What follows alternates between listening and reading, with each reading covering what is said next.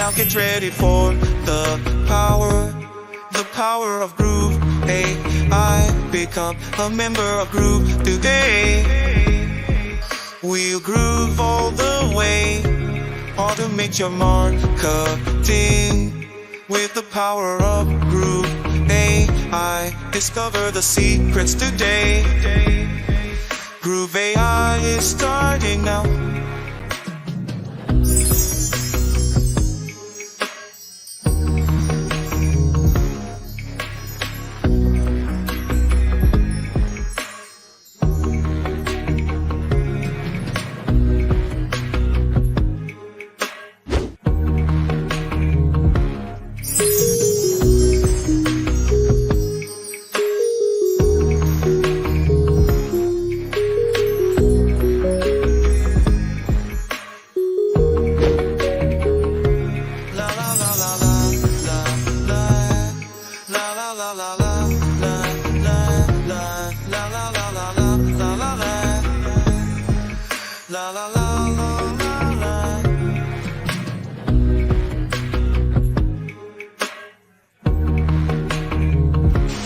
Now get ready for the power of Groove.AI. Become a member of Groove today.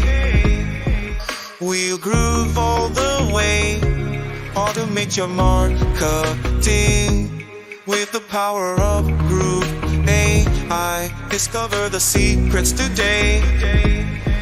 Groove.AI is starting now.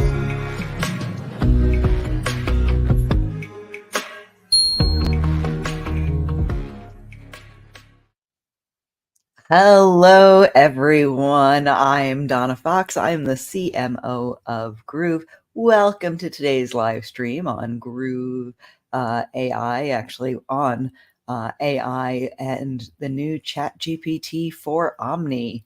I have been asked to vamp a little bit while Mike is dealing with, he went down to the studio this morning, and Mike is not a morning person. So it is morning to him, even though it's noon. He went into the studio and got there to discover that they were jackhammering right outside the door. So literally directly outside of the door of our studio. And I'm not sure whether he is setting up in there and gonna pop in there, or he's deciding to go back upstairs and get himself settled, because it's gonna make him crazy to hear that. You know how that jackhammering sound eventually gets in your brain. So I am here to vamp a little bit. Oh, I have a message from Mike. Let me see what it says. He is getting in. So he'll be in StreamYard in just a minute. In the meantime, I'm just here hanging out. So if you didn't see yesterday's live stream, you want to catch the replay. The easiest way to do that is to go to YouTube, search for Groove CM, and up will pop. Look under our live streams. And yesterday's live stream was all about our new pricing model for Groove. We're very, very excited about it. So you'll want to definitely check that out, where we talk about the pricing model and what that means to everybody that's involved. It's really, really nice seeing all the hellos from everyone. I've got some just old friends here. Here's Cameron saying hi to everyone, and then to me. We've got Venture. Here's the amazing Paul Hoffman. Sleep Doctor. Greetings from everyone. Welcome, everyone. It's good to see you here. Thank you, Curtis. All right. Gilmar says he's seen the replay of yesterday and it was good content. Cameron is helping me out here by asking a question. Where'd it go? There we go. What are your feelings about ChatGPT 4.0? I think it is so incredibly exciting. I am just blown away. What we're seeing out of OpenAI is so much faster than we imagined it would be. We're growing in just big, huge leaps. Mike is sending me messages again. Oh, yeah. Hold on. Mike needs me. Hang in there. I'll be right back.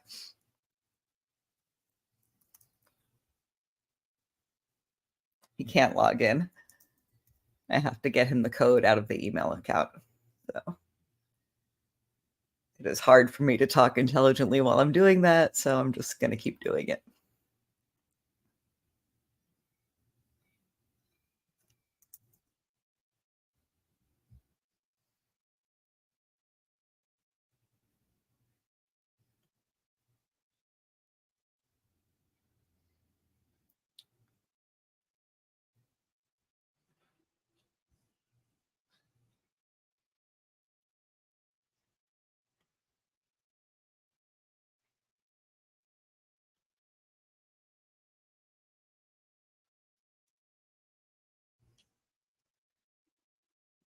Okay, just got him a code. Two-factor authentication is a big challenge when you're sharing logins to things within a company. So he should be here soon.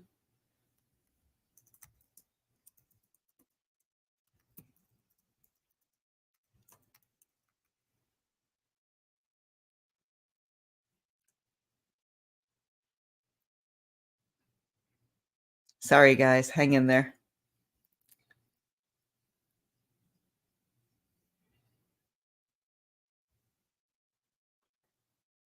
Oh, okay.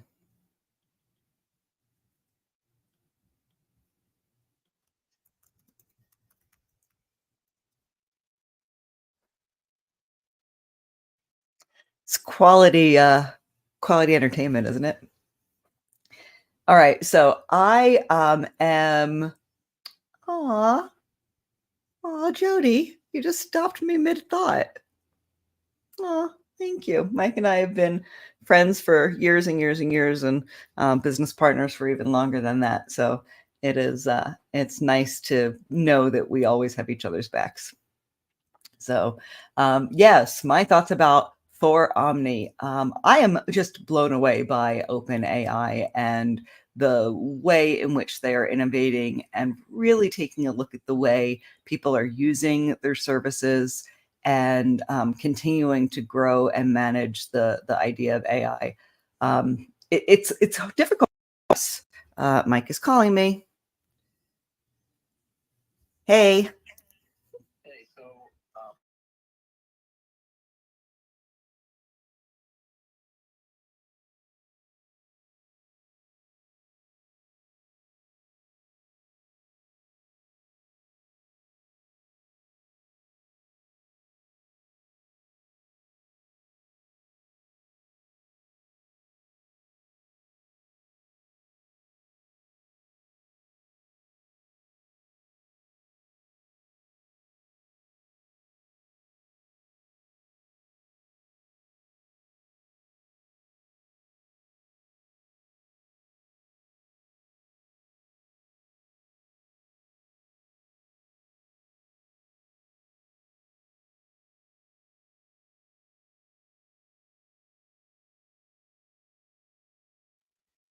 Mike will see us in 90 seconds. So he's making his way in there. I don't know what I was saying at this point. I am completely lost. So, hi. Mike is on his way in. I like this. Lisa says it's great to eavesdrop on you and Mike working things out. We are so happy to share those conversations with you guys, especially when they impact you. And it's kind of fun to have another interested party in on our discussions. So, more messages from Mike. He's having a rough day. Here, here. StreamYard is not working with Safari, apparently. I'm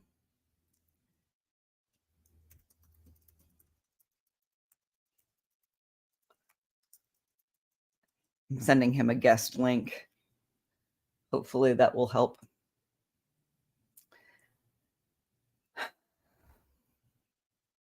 So,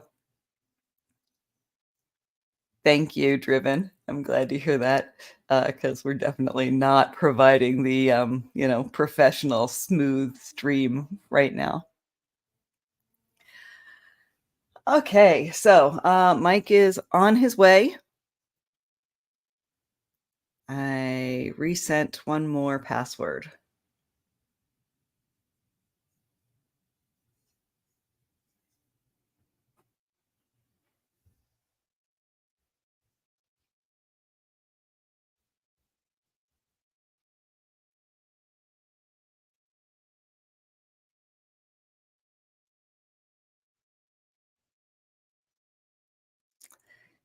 All right, guys, I'm going to play Groovezilla's song for a little bit while I help Mike get into the live stream. Sorry about this. Here's a little sing-along with Jeezy for you to dance to. I'm in a good state of mind. I'm moving all the time. No excuses and no blame. I'm stepping up my game. I'm a groovester, yes I am. You groove, I know I can. Read my master plan. I'm grooving, yes I am. I'm grooving. Oh, I'm grooving, yes I am. I'm grooving.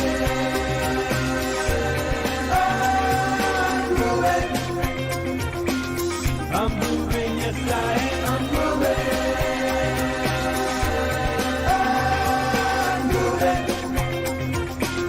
I'm moving, yes I am. I'm moving.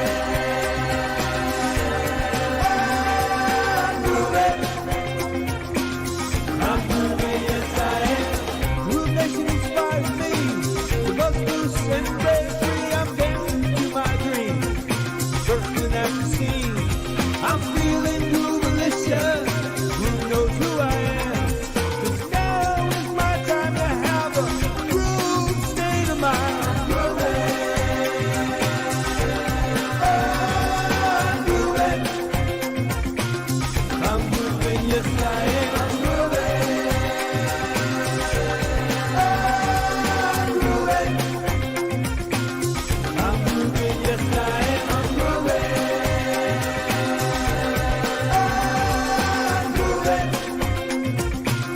I'm grooving, yes I am. I'm grooving. I'm grooving. I'm grooving, yes I am. Never let it go. Rise up and be bold. There's magic in the air. I feel it everywhere. I've got my groove on. Who knows who I am? 'Cause now is the time to have a groove state of mind. I'm grooving.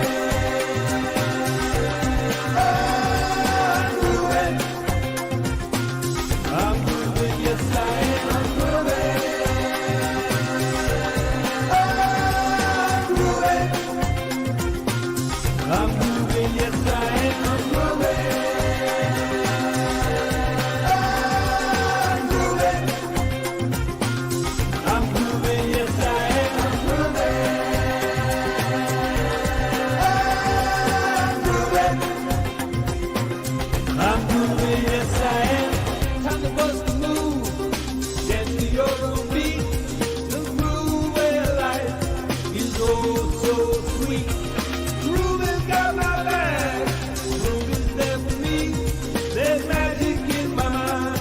I'm grooving all the time. Groove, groove, groove, groove. I'm grooving. Groove, groove, groove, groove. I'm grooving. Groove, groove, groove, groove. I'm grooving. Groove, groove, groove, groove. I'm grooving. I'm grooving. I'm grooving. I'm grooving, yes I am. I'm grooving. I'm grooving. I'm grooving, yes I am. I'm grooving. I'm grooving. Guess who's in the house finally? All right.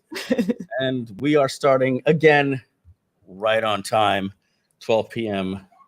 FST, as you know, Filsaime Standard Time. This was the absolute chaos getting started. All of the little beads of sweat for the last 17 minutes have been dried off my forehead. so we can get started. I will spare you guys all of the stuff behind the scenes. I'll just I told them about the jackhammering. So yeah, it's one of those things. They heard live with us the 2-factor authentication because I was vamping at the time. So yeah, and then I decide to screw it. Let me try this one. You get it from me. It's like, oh well, screw the text. I sent this, but here's the other one that when you finally got me the 2-factor authentication the very first time, StreamYard is playing audio. So when I want to share my screen, it plays the audio of StreamYard and creates a feedback loop. So anytime I'm playing a YouTube video that I want everybody to hear, I have to play Safari. So I said to myself, you know what I'm going to do today? I'm just going to log into StreamYard using Safari, and that way I can just use my Chrome browser unmolested. And then when we get through all that, and you finally get me the code, it says StreamYard does not support Safari. I'm like, oh my goodness, we got to do this all over again. And on top of that, I had like 5 other things that I had to set up prior to getting on that already made me 10 minutes late. So here we are today, and I think we're about 20 minutes into it. But anyway, thanks everybody. I saw the chat in here, and you guys seem to be having some fun. We've got Mike Filsaime, astronaut there. That was a gift that was sent to me. He's going to be chiming in, right, Mike? That's what you got, Mike. All right, cool. He's excited. And Helen's personal wealth strategy gives us some advice here today. And breathe. Absolutely.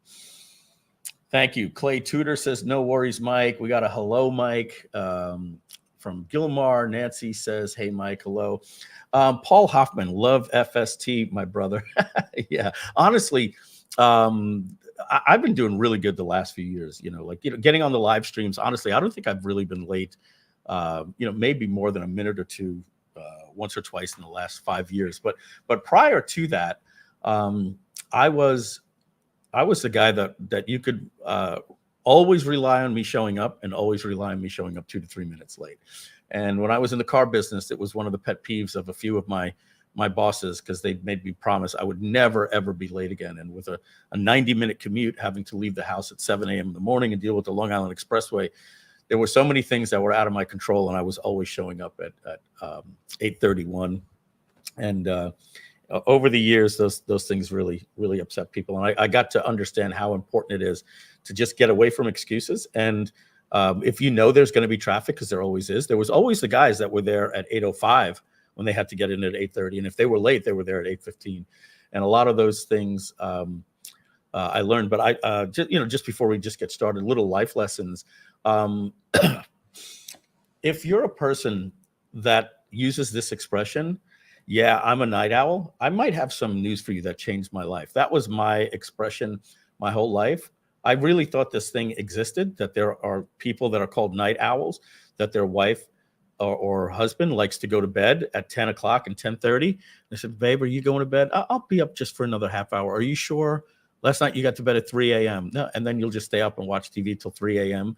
And then you wake up and curse the world at 9 o'clock, and you're walking around going, oh my God, I don't know why I'm so tired. And you need that coffee. So if that's you, I'm just curious, put a 1 in the chat if that's you. If that sounds familiar, that you're just the type of person that you like to go to bed at 2:30 a.m. and you will get up at 8, 9 o'clock when you have those meetings. I'll tell you what changed my life and made me realize there's no such thing as a night owl. For me, I'm laughing because I actually had a dream last night about this. So Jeff Nettle says he's a 1. Gilmar, let's just highlight you guys. Jeff, Amy, Gilmar, Jay, Antoine is a 1. You guys, okay. Marion says, no, I'm one of those. And I always used to think, I used to really look up to people like, wow, these friggin' military type people. Tom Beal. I was like, oh, that's because he was in the military. He gets up at 6:30 and he's doing that walk that I'm jealous of. Hey, everybody, Tom Beal. I'm doing my daily walk. I'm going to give you my inspiration. I'm like, oh, man, these early people. So look at this.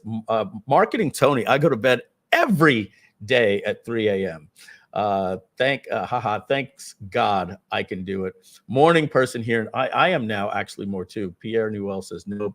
Let's see. Used to be being self-employed changed night owl habits. My mother worked a night shift. Lifetime 7 a.m. Now, Marion, I hope you're saying you wake up at 7 a.m. and not go to bed at 7 a.m. There were days I used to go to bed at 7 a.m. Not kidding you. Up at 5:30 a.m. And the last one here, my friend Cameron A. Bailey Sr. Day starts between 3 a.m. and 4 a.m.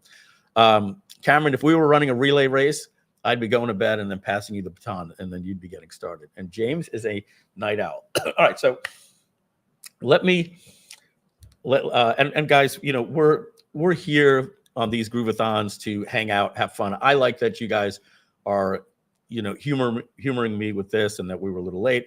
If I see anybody in there going, you know, hey, what the hell is this? I want to learn about AI. Certainly I'll move on, but I always keep an eye on you guys to see if you're engaged. And we're doing this today. We did it Tuesday. We're doing it Friday. We're doing it again Monday. We're doing it again Tuesday. It's a little bit of a chance for us to get a break, have a little fun. So here's the next question for all of you people that consider yourself night owls, and you have to be honest here.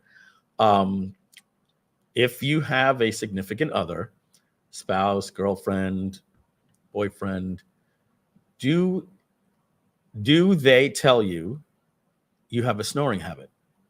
And do they tell you when you wake up and you're like, babe, how come, what time were you up? And they say, babe, your snoring was so bad at 6 a.m. when I got up to pee, I couldn't go back to bed, so I had to sleep in this bad bedroom. So let's be honest. I'm just curious. Have you been told that you snore? All right. And I'll just get to the point here while you guys are typing. For me, my dad was a bad snorer. Really, really, really bad. Antonio admits it. He's like, yep. Jeff Nettles says, yep. Right. So my dad snored really bad. It was a joke in my family. It was one of the loudest snoring that I'd had ever heard in my life. And my brother also snored a lot. And so I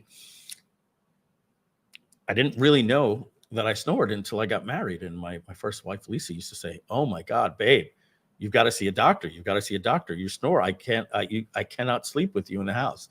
And could you just picture me, right? Just picture my Filsaime just there, mouth open. You know how annoying that must be to somebody. All right. She says yes, but I don't think so. Right. That was me, John. Right. And Gilmore says yes. And Nancy saying, haha, yes, it's me. Right. So Michelle had a friend that used to work at a sleep study place. And she would always tell me, babe, you should go for a sleep study. Your snoring is so bad. And Michelle would constantly, I'd wake up, she was never in bed. I went on a Maverick business adventure trip. And this is where we would go away for 3 days, and we would get in like dune buggies and go across the Mexican desert. And we would get roomed up. And I got roomed up with Mike Geary. He's the CEO and founder of Truth About Abs, a health and wellness company. And I knew what my wife was telling me. So when we got the room, they were giving out these little orange things that you put in your ears in case the person that we bunk you with is snoring. And I said to him, hey, dude, I just want to let you know you might want to grab one of those. My wife tells me that I snore really bad. He says to me, Mike, listen to me. I can sleep on a picket fence. A freight train can go by. You know where this is going. A freight train can go by and I can sleep through it. So don't you worry. The next day, he was not in the room. He went to Yannick Silver and the administrators there and said, I need to be roomed with somebody else. Right. So yeah, Donna just went, wow. Right. So not only did he not want to say, I'll try the things next time. And so they roomed me, get a load of this, with another guy that the person said they can't sleep with because he snores too loud. And guess what? That guy outsnored me. I couldn't sleep that night. I had the orange things in my head, and it was the worst thing I'd ever heard. And I started like, I knew there was a pattern. I was like, here we go. It's going to go. And this went on all night, and I couldn't sleep. I woke up with real dark rings under my eyes. And I said, if I'm doing that to my wife, I've got to do something about it. And then I went to a doctor. And, you know, nowadays they do everything. They take your blood. 2 weeks later, you get everything about your triglycerides and all these different things. Well, one of the things they saw was that I had high blood pressure and all these things, and sleep apnea can be deadly. It can cause a stroke, and it can literally kill you in the middle of the night. And I actually had a friend who did a product with who passed away in the middle of the night, Sean Wanderer, and he was at my house the night before, and then he went home, told me he wasn't feeling well, and as they say, woke up dead. And it was a real horrible time for everybody. So as you know, anybody who's 56 years old, right? Those text messages start coming in. Hey, this just happened. This just happened. You get it more and more. So you start feeling your mortality. So my doctor says you have to go for a sleep study. And I was like, oh man, I don't want to do that. I'm going to have to go into this place. And she says, no, we're going to send you a kit. You do it at home. I said, oh, okay. So little node goes here. Little one goes here. Little one goes here, there, whatever. You put it on. I go to sleep 2 days in a row. Sleep doctor, literally his name, saying agreed. So I put on this stuff. I do it 2 days in a row. I send it back. And it comes back that I am having, God's honest truth, I'm having 12 apneas per minute. Or whatever it was, I was having an apnea every 8 seconds. And so what an apnea is, and I'll just embarrass myself here, it's basically every 8 seconds I was doing this.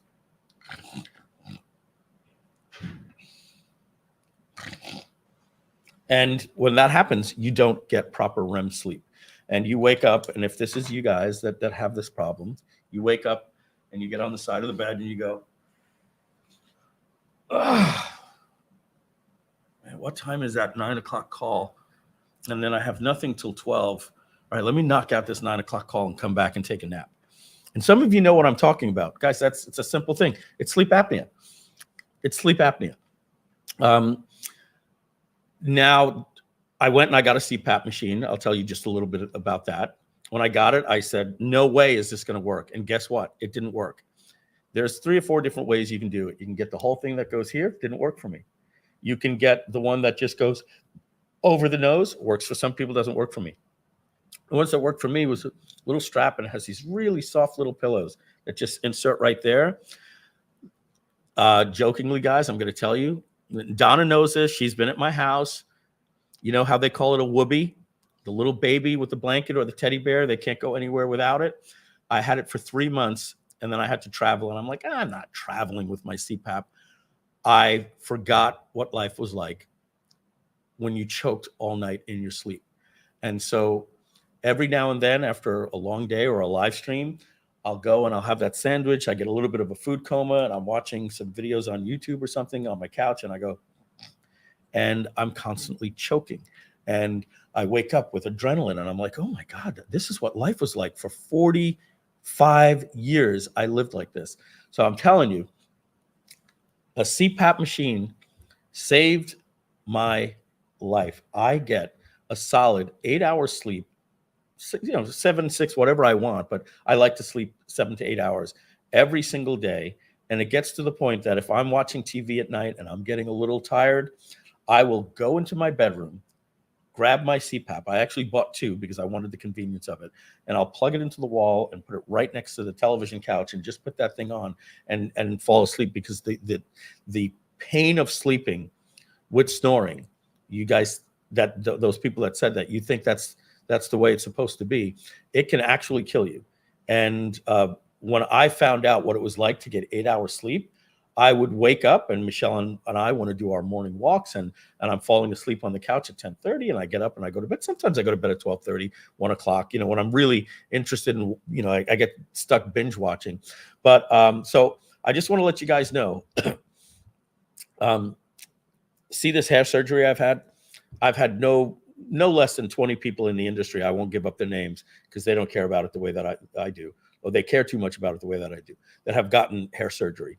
I've done the same thing with CPAPs with people, and they come to me and say, Mike, you changed my life. I'm telling you, you saved my life. I've had a couple of people that tried it and they did it one day and it's like, no, it's not for me. I'm like, I'm telling you, you got to give it a day or two and find the right strap. My buddy Glenn Ledwell, if he hears me talking about this, he comes over like an evangelist and says, dude, you got to get a sleep study. It changed my life. So that's my little thing to some of you. So let's see. Charles here says, my dad had narcolepsy all of his life, really debilitating. Narcolepsy. Yeah, Donna can tell you, about, her sleep issues that she suffered with her whole life. Getting 8 hours of sleep for Donna. I think one day she was at my house, got 8 hours, and it was like a miracle for her. I need to change some habits, sleep earlier. So you guys are talking about that. Anyway, let's see what this Jay says here. My CPAP is a lifesaver for good sleep. It really is. I didn't know what good sleep was like. You just didn't get proper REM sleep, and your body doesn't. It's just like a toxin in your body when you don't get proper sleep. And so here's the last little funny thing I'll tell you about that, and then we'll move on. Last night, I had a dream. You know how you have the dreams that you're in your underwear or you're back in high school and you're like, why was I in high school? Or you're back at your parents' house. Well, I had this dream that I was on a live stream with my CPAP on, hanging from my face the whole time. And when I got back, I saw the YouTube video and didn't realize that I did the live stream with my CPAP on. Dreams are crazy, aren't they? All right, let's share my screen and jump on in. All right, we had a little bit of good time here, knocked out just past that first hour. I will tell you if you show up with your CPAP on. Don't worry. You tell me. Don't worry. I'll let you know. So you got a little something here. You got just a little something right there. Really? So I'll tell you something that's like a funny story. But first, just your intuition and just be honest. When I say this name, tell me if you thought dead or alive. Ready? And you'll probably know the answer, but that's why just be honest what you would have thought the answer is. Okay. Dick Van Dyke, dead or alive? Dead. Yeah. I mean, still he must kicking. be like 300 years old, right? 99 years old. He was on a 98 or 99 this year in about a month. He was on a podcast with Jason Alexander from Seinfeld, who was George Costanza. They're best friends in real life. He looks 70. That's amazing. And he talks like he's 50. He talks like this. Oh no, actually, when I was on the Dick Van Dyke show, I'm like, this guy's 100 years old. He told a funny thing. He said he was talking about his brother Fred Van Dyke, and Jason goes, "Were you always funny?" He goes, "Actually, I'm not funny. I'm good for TV. My brother was the funny one. He was the one that did stand up. I never did stand up. I'm not that type of person." He says, and he goes like, well, tell me what was funny about your brother. And just Dick Van Dyke at 99 telling the story. He goes, there was one time he invited my mother, my father, and me out to a comedy show. And he had like 60 people in this room. And, it was the late 60s, early 70s. And, he took an upper before he went on stage because he wanted to have some energy. And he says, my brother's mouth got so dry that his upper lip got stuck like this the whole time. So he did the whole show like this. And he said every time he said a joke, Dick Van Dyke thought it was so funny that his lip was stuck to his teeth. Dick Van Dyke was laughing so hard, he made everybody in the audience crack up. And then he'd tell another joke. Dick Van Dyke is losing it, making everybody else laugh. He says when he gets off, he goes, man, I really crushed it tonight. And Dick Van Dyke goes, I didn't have the nerve to tell him. It was because his teeth were stuck to his lip like that the whole time. Anyway, that's the humor of Dick Van Dyke. It was you can find it on YouTube. It's a great interview. Yeah, he's still around. No idea. And now, based on that and some of the comments I'm saying about him being, alive and vibrant, I'm going to go look for him. Yeah, just look up. The podcast is called Really Not Really, with Jason Alexander and some other guy, and just put Dick Van Dyke, and it's just such a charming interview. Charming interview. And then he talks about Mary Poppins and Dick Van Dyke, his bad accent that people gave him a hard time for. How did you learn to dance? He goes, I never danced a day in my life. The guy thought I was so good for the role. He says, I'll teach you how to dance. And he says, I did 8 hours a day for 3 months straight, and I learned how to dance. And so, yeah, little things that you don't know. And it was so good to see him. 100 years old, 90, 98, 99, something like that. All right, let's hit the share screen button here. Keep your health up, Mike. Absolutely. Thank you, Aldi. Dick Van Dyke was a physical comedian. Yeah, he was, I told Donna the other day, me, look at me, I can't get started. I told Donna the other day to watch I'll get her. Donna, can you pass the link? that I sent you a few days ago about Robin Williams. The reason we know Robin Williams, I'll tell you a little bit of the story. But you got to watch this 30-minute YouTube documentary, and it's one of these people that take a documentary of like 13 other people that were interviewed about this one time, and then they turned it into a story. But apparently, whoever the guy was, I forget his name. Gary Marshall. He was the creator of Mork and Mindy, Happy Days, and Laverne and Shirley. And he had an 8-year-old son, and Happy Days was the biggest thing. And he got to meet the Fonz, and he said to his father, "Hey, I want to see an alien on Happy Days." And you know that kind of show. Happy Days was not Mr. Ed, right? It wasn't My Favorite Martian. It was just a household in the 60s. And he was like, "Sorry, son, there's no way that we can have an alien on Happy Days. It's not that kind of show." Even though Happy Days is the show that's known for the phrase "jump the shark," because they literally ran out of things to do. So they had Fonzie jump a shark with his leather jacket on.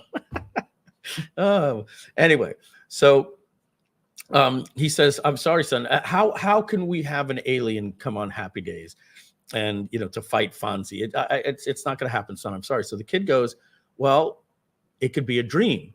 And it's so great hearing Gary Marshall say this. So Gary Marshall goes into the writers, and now you hear the writers saying, they told Gary, "This is the stupidest idea. We're not going to do it. We're going to walk out. We're going to walk out. We are not bringing an alien on the show. Do not corrupt the show." And the fact that it's nepotism, it's his son, the 8-year-old kid. And so Gary said, "You're doing it, and get it done." So they drew straws. Who was going to do it? And one of the writers got it. And he was like, "All right, you want My Favorite Martian? I'm going to call it." The episode was called My Favorite Orkin. And they wrote the show, and they got several different people to audition. And one guy got hired, and like everybody backstage was like, this is gonna ruin the show. The guy was going up there, "I am from Ork, beep, beep," and all this stuff. And it wasn't working. And then the guy, who happened to be like a British actor, like picture like Hugh Grant or something, says, "I'm sorry, but this is not going to work. I'm not going to ruin my reputation on this." And so Gary Marshall says, "Hey, this show, it's Monday. We have to go live by Friday. Does anybody know anybody?" And they said, "We can go down to the Comedy Store." And then this one person said, "Hey, I hear there's this guy that does the best improv ever. His name is Robin Williams." And they were like, "Never heard of him. Let's bring him in." And so who's the guy from Curb Your Enthusiasm that just died? Literally just died. And he was best friends with Larry David. I say Richard Belzer, but it wasn't him. But you guys know who I'm talking about. Let me just see. For Curb Your Enthusiasm, actor death. We love the guy. A real good guy. Richard Lewis. So Richard Lewis is at the Comedy Store, and he knows Robin Williams. And he's outside the green room with Robin Williams, and they say, and he goes, I don't do characters. You do characters. It's this. I don't even want to audition for this. This job is for you. So he walks in and he starts to do the Martian, and he goes, you know what, guys, I'm telling you, the only person you need to interview is Robin Williams. He's outside the door, and they brought Robin Williams in, and Robin Williams, with his, Robin Williams, he can turn into this character. It's like the typical Robin Williams. They were like, "Okay, we found the guy." They said, "Don't go home." They brought him in. They had him read the lines. Robin Williams is reading the lines, and it becomes one of these things. Hey, everybody, you got to come see this thing. They started calling the network executives down, and everybody is watching the show. And here's the problem that they had. Number one, they couldn't get through a scene without laughing. And this has never happened on Happy Days before. Fonzie could not keep character. Number two, every time they did the scene, Robin Williams improvised something else, and they weren't used to improvising, so they didn't know they had to cut, and they're laughing, and Gary Marshall's like, "I love it, don't worry, we're going to figure something out. This is the best television I've ever seen." And so Robin Williams gets through everything, and Henry Winkler comes up to him and says, "Listen, please, do me a favor. don't improvise in front of the live audience. He says, because I'm not going to get through it. And then Henry Winkler goes, sure enough, he improvised every line. The audience loved it. The studio executive, like everybody from Paramount and ABC, they all came down, they were watching. And when they saw it, they said, this is something magical that's happening. They called Robin Williams in and they said, we want to give you a show. We want to give you a show. And they created Mork and Mindy. It became so big that he got the Popeye. And then now today we have Robin Williams, right? And this is a guy, just so you know, who was in the comedy scenes for 3 years before that, and his name wasn't even known because he did this very strange type of comedy. So just interesting little stories about these different things. But now we're at the point, right, where I don't even remember how I started talking about Robin Williams. Most comedians suffer depression. Yeah, it was really sad what happened to him. Yeah, so I remember why I brought him up is because they said Dick Van Dyke, right? And when you look at physical comedy, like there was Dick Van Dyke, and then after that there was Robin Williams. And when they said there'll never be another Robin Williams, there kind of was, right? It was Jim Carrey, right? And you'll say there'll never be another Jim Carrey, but yeah, these types of people that do that physical comedy is interesting. Donna, just quick question, and then we will get started. I had asked, or I think you had seen it before I even asked you to see it. Did you see both parts of the Steve Martin documentary on Apple TV Plus? I didn't, but Curtis did. So he showed me pieces of it because of the artwork part of it. He showed me those clips, but I didn't see the whole thing. Magic Mike on the mic. Yeah. It's if you're a person of that generation, and 2 minutes on that, like I think I told you already, like Steve Martin was selling out football stadiums. He was the first comedian. No stadiums, no comedian was ever even able to sell out like Madison Square Garden. He was selling out football stadiums. And it's one of these things where he was so misunderstood, and they had this meteoric rise. And then he left on top and never, ever, ever, ever, ever, ever did stand up ever again after 1979, went into the Hollywood career. And he talks about all of the ups and downs, a good movie, bad movie, and how if you had a bad night in comedy, you have a good one the next day, but you have a bad night in you make a bad movie and you question your existence as an actor. And it's so weird to hear how that affects people. And it's really nice. Yeah. So if Apple TV Plus, guys, I recommend you check that out as well. Steve Martin, if you're from this generation, these type of nostalgia things, and I'll say the very, very last thing that has very, very mixed reviews. And I will tell you, if you're over 45, do not watch this. And if you're over 45, you're gonna say this is the funnest thing in the world.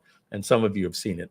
Jerry Seinfeld on Netflix for free if you have a Netflix subscription has a TV show called Unfrosted, and it's an over-the-top absurd comedy about the battle of Kellogg's versus Post of what happened when the Pop-Tart came out.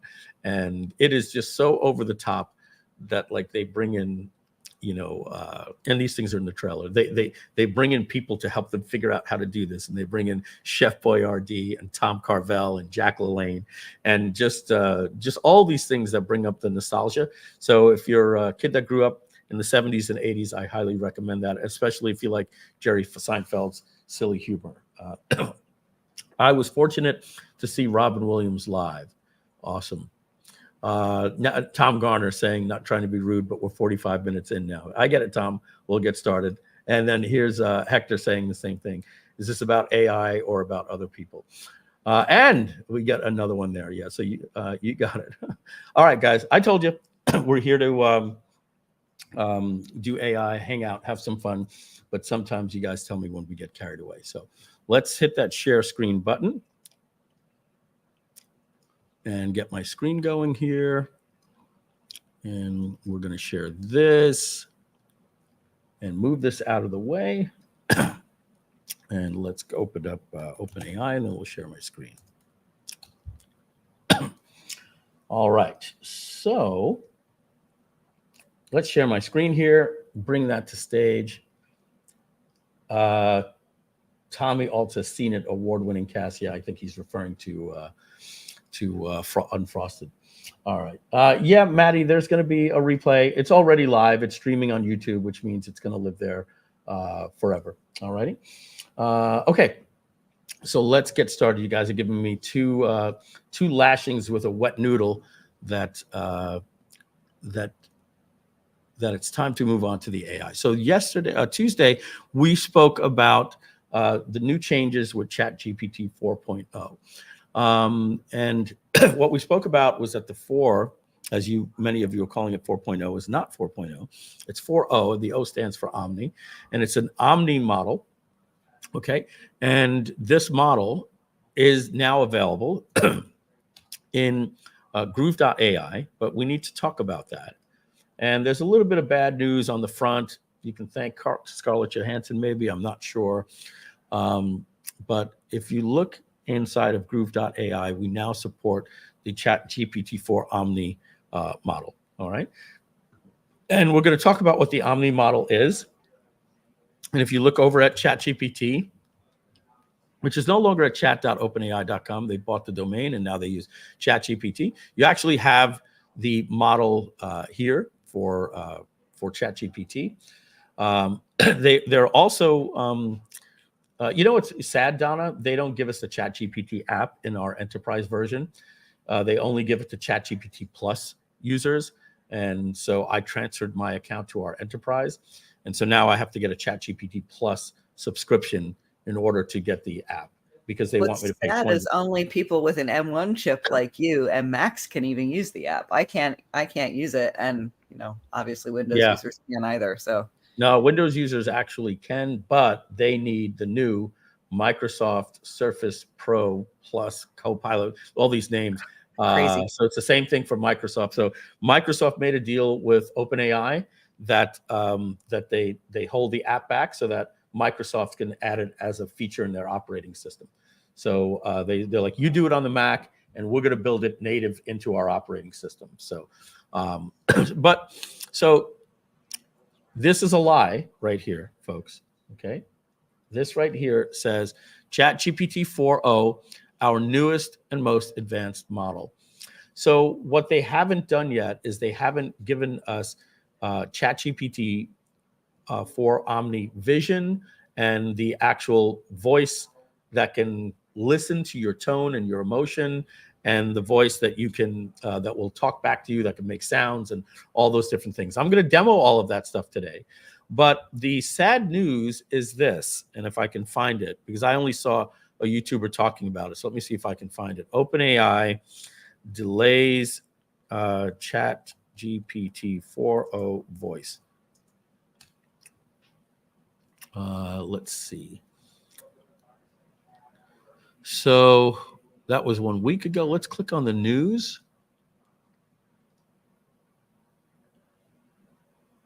All right, you're not even seeing it, but a YouTuber yesterday pointed out that because of this, and I'll show you this, many of you know about this.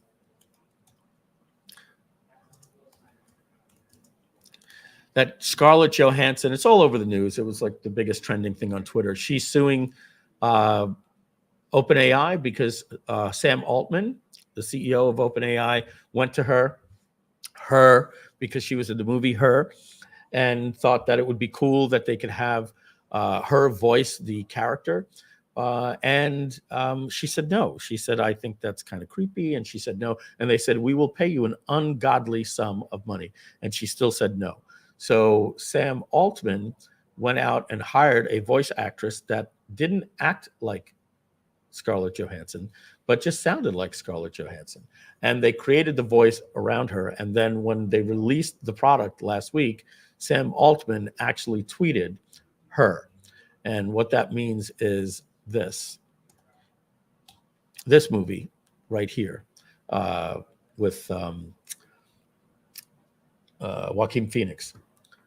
So that really pissed off Scarlett Johansson. It's like, I told you not to, and now you have a voice that sounds like me. And then he's tweeting, no, it doesn't even sound like her. Meanwhile, you tweeted, quote, in quotes, her, right? So this created such a big backlash that OpenAI announced yesterday. This is really sad, what I'm gonna tell you.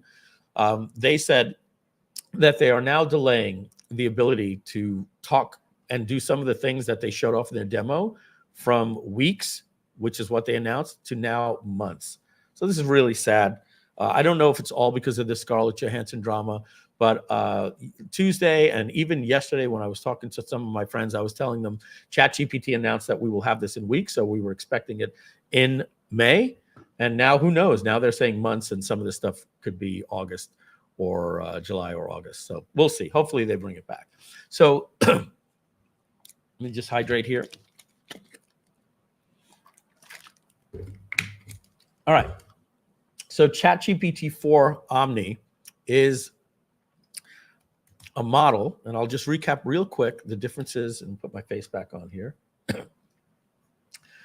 The differences between what ChatGPT used to be, when you look at them, they were several different models, which made it really difficult for, I don't want to say difficult, it made it more complex for us developers, because they had what was known as their LLM, which was their large language model, or a language model that's just large. Then they had DALL-E 3, and that was a model that did images. They have Sora, which does videos, which isn't out yet. They had Whisper, which did text to speech and speech to text, meaning text to speech is like 11 Labs, where you paste in a paragraph, you choose a voice, and it does a voice. Speech to text is very simple. I speak, I upload an audio, it'll transcribe it, right? It also had a model called, there's one more I want to go to before we leave that. A few more. Okay, yeah, there was Code Interpreter. And Code Interpreter was something that was able to take a look at code and interpret it and help. That's what you have to help you write programming. And I'm going to show you some really cool stuff coming up real soon as well. On top of that, they had something called data analysis, or advanced data analysis. And that's where you could take a huge spreadsheet and upload it, 6 years of data in all of your sales that you export from Groove or Samcart or Kajabi or Infusionsoft, Keep. And you can now have a conversation with your data, or you can have a conversation with PDFs, which is something that is known in the industry as RAG, which is, these weird words they come up with, retrieval augmented generation, something like that, which basically means you can upload a PDF and ask it to read it and talk about it. And they also had the ability, a separate tool that allowed you to search the web, and you could say, hey, search Bing and do this. So now what they have is they have an Omni model. So people will say, oh, so ChatGPT 4.0 has DALL-E built in. No, it's just one model. It just does everything. It is not a large language model. It is an Omni model. And so to explain it, and then we'll move on like I did last week, what happened was in the past, when you wanted to use a company like this one here, let's go to this one right here. This is called Air.ai. Okay, and let me open this up in Safari so that you could hear it. Donna, you're going to tell me if we hear it, and then I'll know if we hear it, then you'll hear it all day long. All right. So let's click this right here. Click to play demo in Safari, and tell me if you hear this. Hey, James. I'm not interested, man. Good. Okay. Yeah. All right. Okay, so I'm gonna refresh this. So let's talk about Air.ai. It's a really, really cool tool. And these chatbots that we have like this, right? Okay, we have these chatbots. Ooh, Donna, can you tell Lucius to put the chatbot back on our website? On the new website, he didn't. That's all right. I can go to support, and I can pull up that chatbot.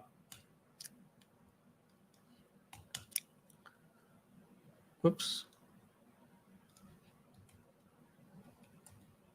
You might have a challenge with that as we're moving the support desk now. Haha. We are switching. Got it. Okay. And so Yeah. they didn't put that there either. Okay. So let's try it here. Oh, you know what? Let's just do this. Let's just log in. All right. So these are my different chat bots. And here's my chat for Groove.cm, right? And let's just assume this is on the website.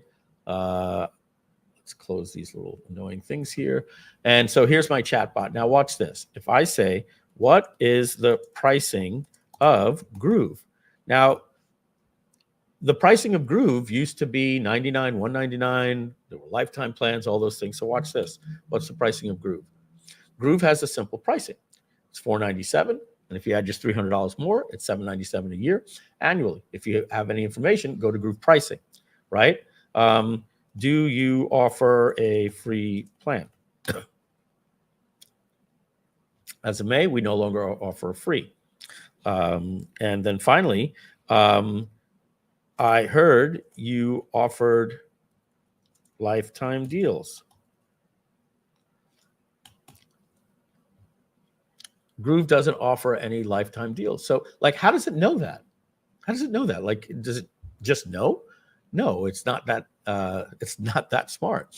When you go into your data sources, you have different places where you train it, but then you have these overrides called Q&A that says, if somebody asks anything related to this, say something like this. If they ask this, say something like this. So I'm able to bypass some of its knowledge. Now, Air.ai is very similar. The way Air.ai works is you basically create a chatbot that instead of talking to you by you typing and it typing back, it actually talks to you to make a sale, right? Or set an appointment. And so you go in and you say, the goal of this is to try to drive an appointment. If the customer asks, has any objections based on price, say this. Based on time, say this. Based on features, say this. Your goal is to overcome every objection and set an appointment. Be kind, use some humor. And so watch how cool this is. I'm actually going to play the full 3-minute demo, and then we're going to critique it. And I'm going to tell you how this is going to be near perfect now with ChatGPT 4.0. Ready? Look at this. Joined 70,000 plus businesses. This company's Hey, exploding. James. I'm not interested, man. Yeah, no worries. I hate calls out of the blue too. But I'm actually from Apple, and I saw you were checking out Vision Pro and were about to pre-order but left the page. Dude, I was have time curious, for this what right had now. you looking into potential? Okay, I can respect that. Can I just ask one question before you go? Fine, shoot. What's up? Why did you decide not to pre-order the Vision Pros? I saw you changed your mind last minute. Because they are crazy expensive. I'm gonna get the Meta Quest instead. I get it. But you saw what happened to Threads, right? Do you think the Meta Quest will end up being a better product than the Vision Pros? Or is it just the price? I mean, it's mainly about price. I'm sure the Vision Pros are going to be better, but I'm not spending $3,000 on a pair of goggles, my man. I feel that for sure. Definitely want you to make the best decision for you. But can I offer a different perspective? I guess so. What's up? Okay, so something that not a lot of people are aware of. If you take the route of using financing, Vision Pros only come out to a few $100s a month. So although $3,000 sounds like a lot, we can break it up to be more affordable for you. Does that by chance sound more palatable? Interesting. How would that work? Yeah, totally. Happy to give you context. Basically, you just fill out your details real fast and can see if you get approved. And if you are approved, it's much more affordable for you.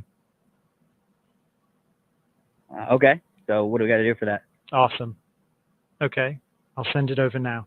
Let me know when you receive it. Okay, I just got a text. That was quick. Okay, sweet. Just fill that form out. Like I said, it takes 45 seconds. And once you're done, you'll have your name down for a pre-order of the Vision Pros. Can I help you with anything else? No, that's awesome. I appreciate it, actually. Perfect. I'm pumped. We got you on the good side, By the way, who do you got in the Musk versus Zuckerberg fight? I think Musk, he's got the size difference. Yeah, I agree. I'm just glad that Tim Cook is not involved. But hey, I know you said you didn't have much time, so I will let you get back to it. Thanks for chatting. Okay, awesome. That's it, man. Have a good one. All right, so let's critique that. So I'm going to make a claim. Hey, James. I'm Let's not shut interested, you man. down. Let's make a claim. I don't want to make any accusations. So what I'm saying is just my intuition. If you're the CEO and founder of Air.ai, you can say, hey, Mike, you're totally wrong. All right. So there are plenty of videos on YouTube of people letting you listen to their actual calls. And I don't have any proof at all. I think they might have taken down some of the latency, because when I listen to the calls on YouTube, they sound like this. Hey, James. Hey, I'm not interested right now. Yeah, no, I can understand you're not interested. Can I talk to you? No, please. How did you get my phone call, my phone number? Oh, because you recently purchased. And you see what I'm doing? I'm giving some deliberate lag. So I think they might have edited it out. And again, somebody could say, no, Mike, that was a real-time call. If you notice, it didn't say this is a real-time call, no editing. And those are important things that you want to say to people. This software works like gangbusters, by the way. And I've watched the people that are on YouTube, their biggest complaints about it was the latency. And when you watch those YouTube videos, you will see much more latency than you saw here, just being frank. So take that, with a grain of salt. But the reason why I wanted to explain that is that here's what's happening currently with this until he moves to OpenAI 4.0, which he might already, but he's just using that, hasn't updated that demo. So what happens is when the phone call goes out, the language model actually comes up with something to say, then has to use the Whisper engine to take that text in real time and send it to Whisper, and then create a voice that says to the person, hey, how are you today?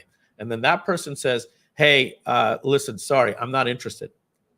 It now had to send that to Whisper, transcribe it, inject it into the language model, and the language model had to process it, spit out text, send it back to Whisper, like 11 Labs, convert that to voice, and send it. And that latency takes about 2.5 seconds to 3.5 seconds sometimes. And that's why that demo seemed a little bit too, suspect for me. The new model, this new Omni model, the latency went from 3.2 seconds on average down to 200 milliseconds, which is 0.2 seconds. Like you take a second and you divide it by 5, and that's equal to the latency between humans, right? And on Zoom calls, it's 0.8 milliseconds by the time it goes up to the cloud and back. And that's why we're always stepping on each other on a Zoom call going, I'm sorry, you go. Oh, you want me to go? And we're always doing that because of the latency. So this has been eliminated now with ChatGPT-4 Omni because it is an Omni model. And so what I'm going to do now is I'm going to actually show you, some of you have seen this because you guys are really involved, but I want to show you one thing in particular here that was really interesting. And so let me pull up the video that would show that. All right.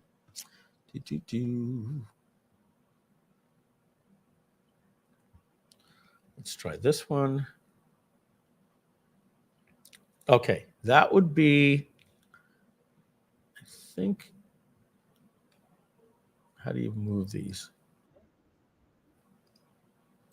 Is there a way to like slide these over? Oh, here it is. So let's get to the guy. All these demos show off a different feature that's really cool. And wow, I think they put more demos up. All right, let me see if it was this one here. Oh, sorry guys. I got to do this in Safari. Otherwise, you're not going to be able to hear my Chrome browser.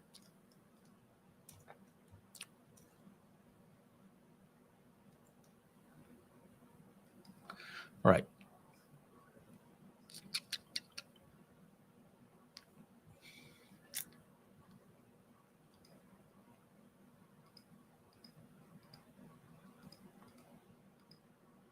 Let's try this one here. No, I don't remember it being this guy. Let's just see. Hey, how's it going?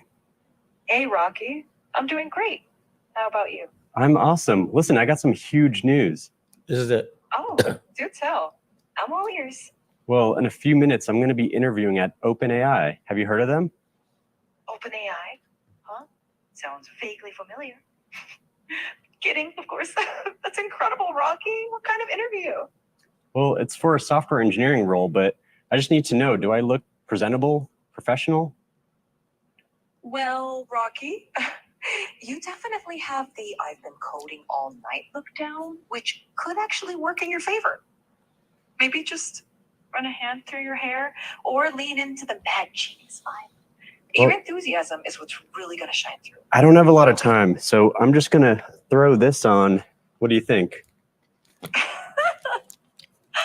Oh, Rocky, that's quite a statement piece. I mean, you'll definitely stand out. Though maybe not in the way you're hoping for an interview. Okay, I got it. All right. So that wasn't the actual one that I was looking for. The one is where they tell her that she is the person that they're going to be talking about at OpenAI. Let me see if it was this one. Oh, this one is called Sarcasm. Oh, this is interesting. Look at this one. So this is the new ChatGPT app that's available on the iPad, and it can see your screen, and it could also see your desktop on the Mac when they roll out the vision. They haven't rolled out the vision yet, and we're expecting that in a week or two. But so this is the owner of Khan Academy with his son, Sal, and watch how this can become a tutor for him. OpenAI invited myself and my son Imran here to try out some of their new technology. And so we're curious about how good it might be at tutoring someone in math on Khan Academy. So let's get it started. It's loading up. All right, sure can see our screen. I agree, James. Actually, in this format, Hello there. I can't. I'm here with my son, and I'd love you to tutor him on this math problem, but don't give him the answer. You can ask questions and nudge him in the right direction, but I really want to make sure he understands it himself. And he's here in the room, so you can talk to him directly. Of course, I'd be happy to help. Let's look at the problem together. Can you first identify which sides of the triangle are the opposite, adjacent, and hypotenuse relative to angle alpha? All right, so I'm pretty sure this is the angle alpha right here, right? Perfect. That's correct. Now, looking at the triangle, All right, we which get side do you think that, is the right? So we hypotenuse? don't have to watch the whole thing. So let me put the mic face on here. So let me tell you where this is going and why this is like just so big, right? The other day, there's a tool called v0.dev. I'll show you guys that in just a minute. And so I had a conversation, even without this, with ChatGPT. And I said, all right, I want to see, with my knowledge, I know everything about a tech stack. I know about Vercel. I know about Next.js. I know about Supabase. I know about databases, all the stuff I talk to my developers about. I know about user interfaces. I know everything that it is to build software. The only thing is I don't know how to write code. And so what I did, just as an experiment, is I said, hey, I want to see, my name is Mike Filsaime. I'm the CEO of Groove.Ai. Can you go search the web and learn about it? It says, yes. I said, great. And here's some parts of the user interface that it does. It says, yes, you're using the OpenAI to do this. I said, great. I want to know if I could create a clone of that without my developers. And I said, could you walk me through everything? And it said, sure. The first thing that you'll need to do is you'll need to go to Vercel.com and download Next.js. Great. Is that done? Great. Now, the next thing you need to do is download Tailwind. I'll help you install that. Walk me through it. Next thing you need to do now is you need to download ShadCN. You've done that. Now you need the API key. And it walked me through, and I actually was able to set up a local and then publish a little UI that I could have a chat with, and then I was going to be able to do all of the different settings. And so that's part one. Part two is that this new application that you're seeing here on the screen, this right here, where my mouse is circling, is just for an an iPad. They've also come out with, and let me see if any of these demos here. I think it's the main demo here. So let's see this one. Oh, by the way, remember I told you I was looking for one where, and I couldn't find it because it's not in the carousel, because it's here and you'd never know because they're not showing the picture. Let me just play this one. It's only a minute and 22 seconds, and then we're going to get back. All right. Hey, how's it going? Hey there. It's going great. How about you? I see you're rocking an OpenAI hoodie. Nice choice. What's up with that ceiling, though? Are you in a cool industrial-style office or something? Well, can you take a guess at what I might be doing based on what I'm showing you here? From what I can see, it looks like you're in some kind of recording or production setup. With those lights, tripods, and possibly a mic, it seems like you might be gearing up to shoot a video or maybe even a live stream. Yeah. In fact, we've got a new announcement. By the way, this is the one they said sounded like Scarlett Johansson. So we'll take a vote on it. I don't think it sounds like her. I think I don't think you could be confused by her, but I think you could say, yeah, it sounds a little like her. But I don't think anybody's going to think it's Scarlett Johansson. But let me just back up 3 seconds and continue. Live stream? Yeah. In fact, we've got a new announcement to make. That's exciting. Announcements are always a big deal.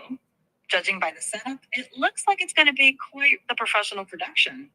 Is this announcement related to OpenAI, perhaps? It is. I'm intrigued. And in fact, what if I were to say that you're related to the announcement, or that you are the announcement?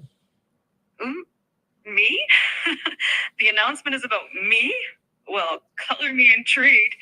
Are you about to reveal something about AI? Or more specifically about me as a part of OpenAI? You've got me on the edge of my, well, I don't really have a seat, but you get the idea. What's the big news? Yeah, we've got a new model that can interact with the world through audio, vision, and text. All right. So the reason why I wanted to play that for you guys is because, first off, I think it's creepy, but I think some people like it. Just do me a favor in the chat. Do you think it's a little too flirty? Obviously, you can just tell it, hey, don't be that flirty. But I found it, I don't know, I found it creepy. Donna, your thoughts on it? Do you love it? Or was it creepy? I don't find it creepy. I didn't get flirty until you said it, and now I can see why flirty was your adjective of choice. And I got that because people like MKBHD used it, and then everybody is saying it's flirty. So it's something that I was like, oh, that's what I'm hearing. Yeah. I tended to agree. Yeah, there's this sort of little happy, almost giggle in the voice that makes me think that she's... Yeah. Yeah. So, yeah, I don't know if that would be annoying or like, hey, I got a new friend, you know. But look, that's the whole thing about these things is there are going to be people that are going to develop relationships with these people, and you know, this thing is just going to talk back to you and say, you're going to say, I love you more than I love my wife. You know, oh, that's so nice of me. And like this is not very good for society, for people that aren't in the right mind to understand what's actually happening. Look, there's been great movies about this, like Ex Machina and Her actually brought that up. And you know, I don't even want to get into the dark side of these things, but you know, there's you know, they don't like to use these words on YouTube, so they say unalived themselves. But there was one guy that unalived himself because he wanted to go live with his GPT and not live on Earth anymore. So you know, we get that's the things that they're concerned about. But what I want to come back to is what are we seeing here? In case you missed yesterday's live stream, just a little recap on this stuff. This is an Omni model. It is hearing him and it is seeing him. So the past ChatGPT, like I said yesterday, the current GPT that we have, and let me just answer a question. Somebody said, hey, how come, when are we going to get this in Groove? It's in Groove as soon as they decide to release all of these additional features in the Omni. Right now, they've only given us the language model, which is faster and cheaper. They haven't given us the code interpreter, the images, the voice, and all these different things, but it's coming. And all this stuff is coming in the next 2 weeks. And they said they're delaying this voice thing that you just heard. Now it says weeks is now months. So the difference is in the current model that we had up until this, if you showed up to ChatGPT and pulled up your phone, as you see me doing in the little box there, and said, let's do a demo of it.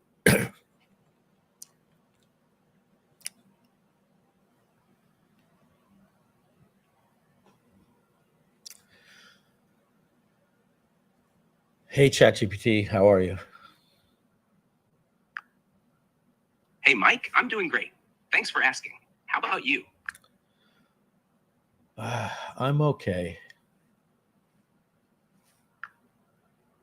Glad to hear it. Anything specific on your mind today? Okay. So you see that one can't tell my tone, and it obviously can't see me. And so, and you also saw the latency. You saw when I talked, it went, and then it would talk back because it was going to that other model. The new model, if I would have done that, it would have said, Mike, is everything okay? You don't sound good. And it would be able to hear my voice. For good or bad, this is what's coming. So understand this company, Air.ai, that voice model is now not only going to be able to transcribe what the person said, it's actually going to be able to determine if there was sarcasm in the person's voice. Now, there was one little one over here that actually said sarcasm. Let's go back. Maybe it was before this one here. All right, so let's see what if it's getting it in his voice or if it has sarcasm. Let's see. It's a 30-second clip. Hey, Chad, are you there? Hey, yeah, I'm here. What's up? Hey, let's have some fun. I'd like you to be super sarcastic. Everything you say from now on is just gonna be dripping in sarcasm. How does that sound? Oh, that sounds just amazing. Being sarcastic all the time isn't exhausting or anything. I'm so excited for this. Nope, the sarcasm. Let's get this party started, or whatever. All right, so again, just not Air.ai or any application that is going to be dealing with a customer talking, it can hear and interpret and then respond in kind or adapt based on that. So one of the other things I wanted to say, I said, listen closely, we were going to critique Air.ai. Did any of you hear the ha ha ha that it did? It again, it makes a fool out of me when I have to do this, but basically it was like something about Elon Musk. He was like, yeah. The laugh was like something out of Ren and Stimpy. It was so creepy. You're hearing this can actually laugh. So the implications for this to be able to be used in workflows, and these are some of the things we're going to be going over either later today or tomorrow. I'm going to be showing you different workflows with open source applications, paid applications like make.com and Revelance.ai, free applications that are out there like DeFi, and it's D-I-F-Y, not D-E-F-Y. D-I-F-Y as in do it for you. Open source project. There's another one called, bear with me just a second. Let me get it for you. Stuff that you could look up and bookmark in the meantime, and then I'll go over them with you tomorrow. The other one is called Relevance. I just told you Relevance.ai. And then the other one we're going to be talking about is called Flowise, but it only has one W. So flow, it's the word flow and then eyes it. It looks very strange in your browser. But Flowise, this is an MIT license, which is the open source of open source, which means you can do anything you want with it, install it on your own server. I can pull this into Groove, which is what I plan on doing, which will allow us to basically create workflows for people. So when you're saying, Mike, hey, why are you showing us Air.ai? I'm showing you technology that exists. I have no problem plugging other people out there that got 70,000 customers in 90 days. Good for them. These different open source platforms, this one here, DeFi, this is really, really cool. This will instantly, again, open source, instantly allow chatbots, chat flow, but all of that stuff we already do together. What I'm really interested about is creating the workflows, creating the drag and drop workflows. Plus, this has a marketplace that comes with over 1,000 pre-made GPTs already. Again, this is open source. This is what I wanted to show you. So you could say start, right? What is the start? Customer texts you. Well, then take that, process it here, use this knowledge base to retrieve, send the information. And now with all of these things, with one model, with Chat GPT, you can say if a phone call comes in, and obviously you just connect with a voice over IP service, and then in real time, you can respond to the people and tell them to book to your calendar. Here's a chain of thought that would happen here. Build autonomous AI agents with automation, works with OpenAI, Anthropic, all of these different things as I go through. So we'll be going over some of these things probably tomorrow. And what I'll likely do, I think it just helps move a little bit faster. Excuse me one second. Is we will watch, pre-hand select some videos of some people that actually have built workflows, because then we're going to be able to see something in 7 minutes that would take me about 30, 40 minutes to build. But it'll give you ideas. I will tell you what is open source, what we're going to be bringing into Groove. What if you're a little techie and you're like, oh, damn, I'm going to install this on my own server right now, kind of like you do with WordPress. And some other things that'll be coming. Let's talk some more about OpenAI. Let's just get back to that. I want to show you something, I think, from the main demo. So let's go here. Let's find the main demo. Was that here? Okay. So let's click play. Let's go full speed so that I can put this into a Safari browser.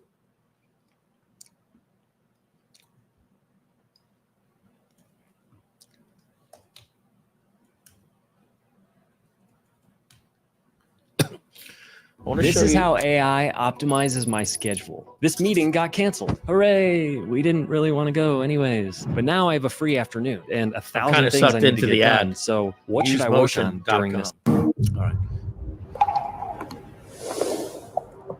All right, let me skip ahead here to some of the important things that happened during the demo. Let's see when this guy does the breathing. This is important. Now? That's awesome. Just take a deep breath and remember. So we have consistent internet. And if you see, there's this little icon on the bottom right of the ChatGPT app, and this will open up GPT-4o's audio capabilities. Hey, ChatGPT, I'm Mark. Okay, now notice the difference in the latency. Okay, when I did it, I would say, hey, I have a question for you. And it made this noise like a connection. It went like, and let me look in StreamYard, see, yeah, I'm on screen. It went, and then you heard while it was transcribing, and then it responded. Watch the difference here now. How are you? Oh, Mark. That was literally like faster than human, right? Great. Thanks for asking. How about you? Hey, so I'm on stage right now. I'm doing a live demo, and frankly, I'm feeling a little bit nervous. Can you help me calm my nerves a little bit? Oh, you're doing a live demo right now? That's awesome. Just take a deep breath and remember, you're the expert. I like that suggestion. Let me try a couple deep breaths. Can you give me feedback on my breaths? Okay, here I go. Also notice, this is really important, you can interrupt it. The current ChatGPT model, you couldn't interrupt. It had to finish speaking, or you had to hit tap to stop. This is more conversational. If it's going on and you just want to go, hey, let me just say something, it just literally stops mid-sentence and then lets you talk. So now it's telling him to, let's hear your breathing. Breath. And remember, you're the expert. I like that suggestion. Let me try a couple deep breaths. Can you give me feedback on my breaths? Okay, here I go. Whoa, slow a bit there. Mark, you're not a vacuum cleaner. Breathe in for a count of 4. Okay, so let me try. So I just want to let you know, and I'm going to go back and see this. You're going to be like, why does she keep cutting out? interesting, right? The reason it keeps cutting out is the audience is laughing and it's taking in that input because it thinks that he's interrupting and talking. So if you're wondering why it keeps interrupting, you'll notice it's because the audience is laughing. So let's just go back one more time and see that. And let me try a couple of deep breaths. Can you give me feedback on my breaths? Okay, here I go. Whoa, slow a bit there. Mark, you're not a vacuum cleaner. Breathe in. See, the audience laughed. So okay, listen.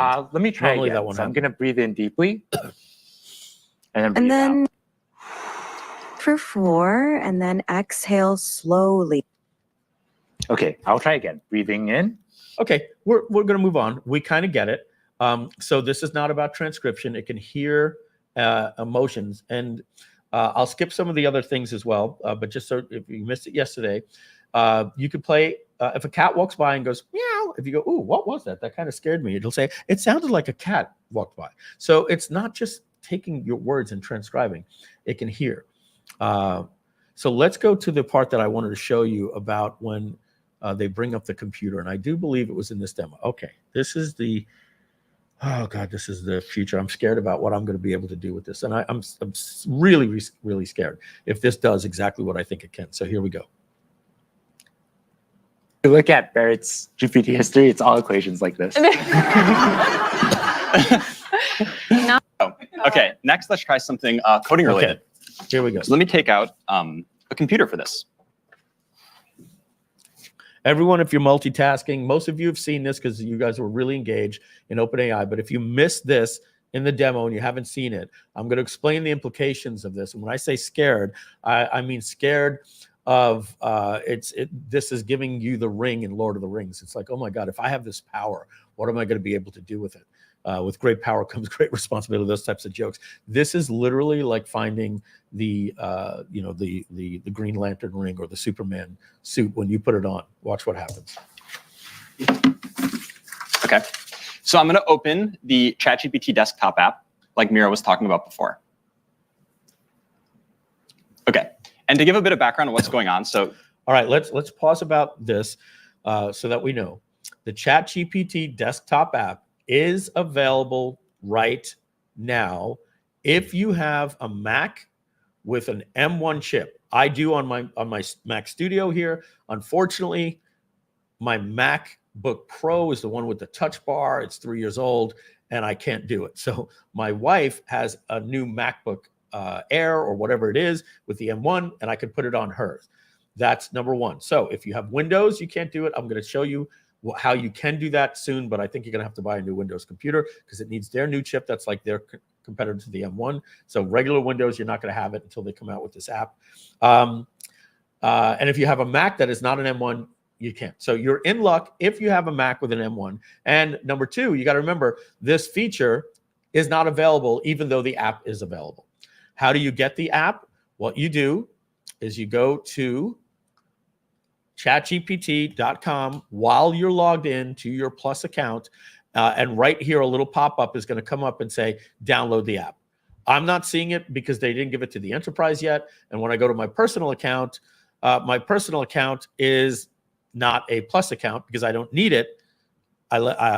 Because I transferred my account to my enterprise account, which kind of sucks. So anyway, I'll pay the $20 and get it because I want to do it.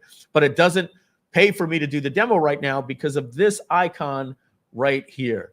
They haven't released this yet, but when they do, ladies and gentlemen, when you see this, and if you have it in your app, it may be rolled out at any time. We are talking about the game changer of game changers. Let's go on with the demo. I'll be quiet from here on out, and then I'll give you the implications of this. Go. Here we have a computer, and on the screen we have some code, and then the ChatGPT voice app is on the right.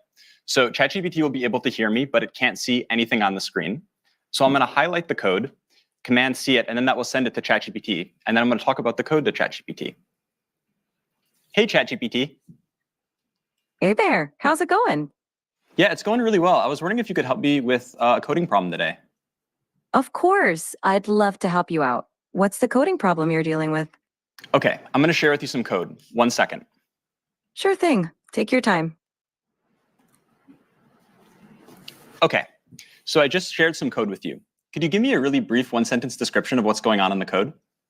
This code fetches daily weather data for a specific location and time period, smooths the temperature data using a rolling average, annotates a significant weather event on the resulting plot, and then displays the plot with the average, minimum, and maximum temperatures over the year. Awesome, thanks so much. And in the code, there's this function foo. Can you describe to me what the plot would look like if I had versus didn't have this function? Sure. The function foo xy takes in a data frame x containing temperature data and a window size y for calculating the rolling mean. It smooths the average temperature, minimum temperature, and maximum temperature columns by applying a rolling mean over the specified window. With the foo function, the plot would show smoother temperature lines because the rolling mean reduces the noise or fluctuations in the data. Awesome. Thanks so much. So yeah, I definitely will want to apply this function. And so I'm going to generate the plot and then show it to you. Give me 1 second. Absolutely. Take your time. I'm excited to see the plot when you're ready. Yeah. So far, ChatGPT has only been able to see the code. And now I'm going to run it, and then I'll use the vision capabilities of the ChatGPT desktop app so it can actually see everything going on the screen as well.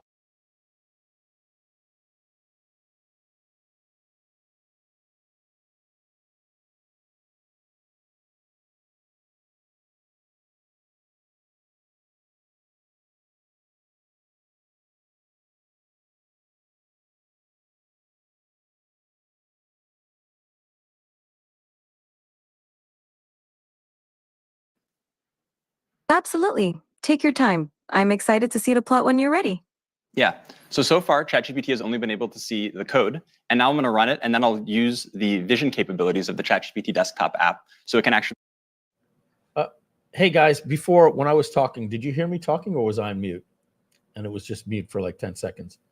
It was mute? It was mute. Yeah, I thought it was buffering. It was muted. That was me. Okay. So I'm sorry. I paused and I had my microphone on mute. Basically, what I was saying is, this is what I want you to really pay attention to. Now he's saying ChatGPT vision. Okay. And this is, look, guys, you know, Apple does these 2-hour things. They did a 26-minute little demo and they mentioned vision here. Like everybody knew about this thing. We never even knew vision ever existed. He talks about it so fast. It was so easy to miss. And then they buried it on their blog over 13 separate videos that went over this stuff, which me and Donna actually think is brilliant. It's just like, hey, you make an announcement and tell us that we can go watch the videos in the blog. Not many people did. And so he glosses over this thing that ChatGPT can watch a screen in real time. All right, so let's watch this. See everything going on the screen as well. Absolutely.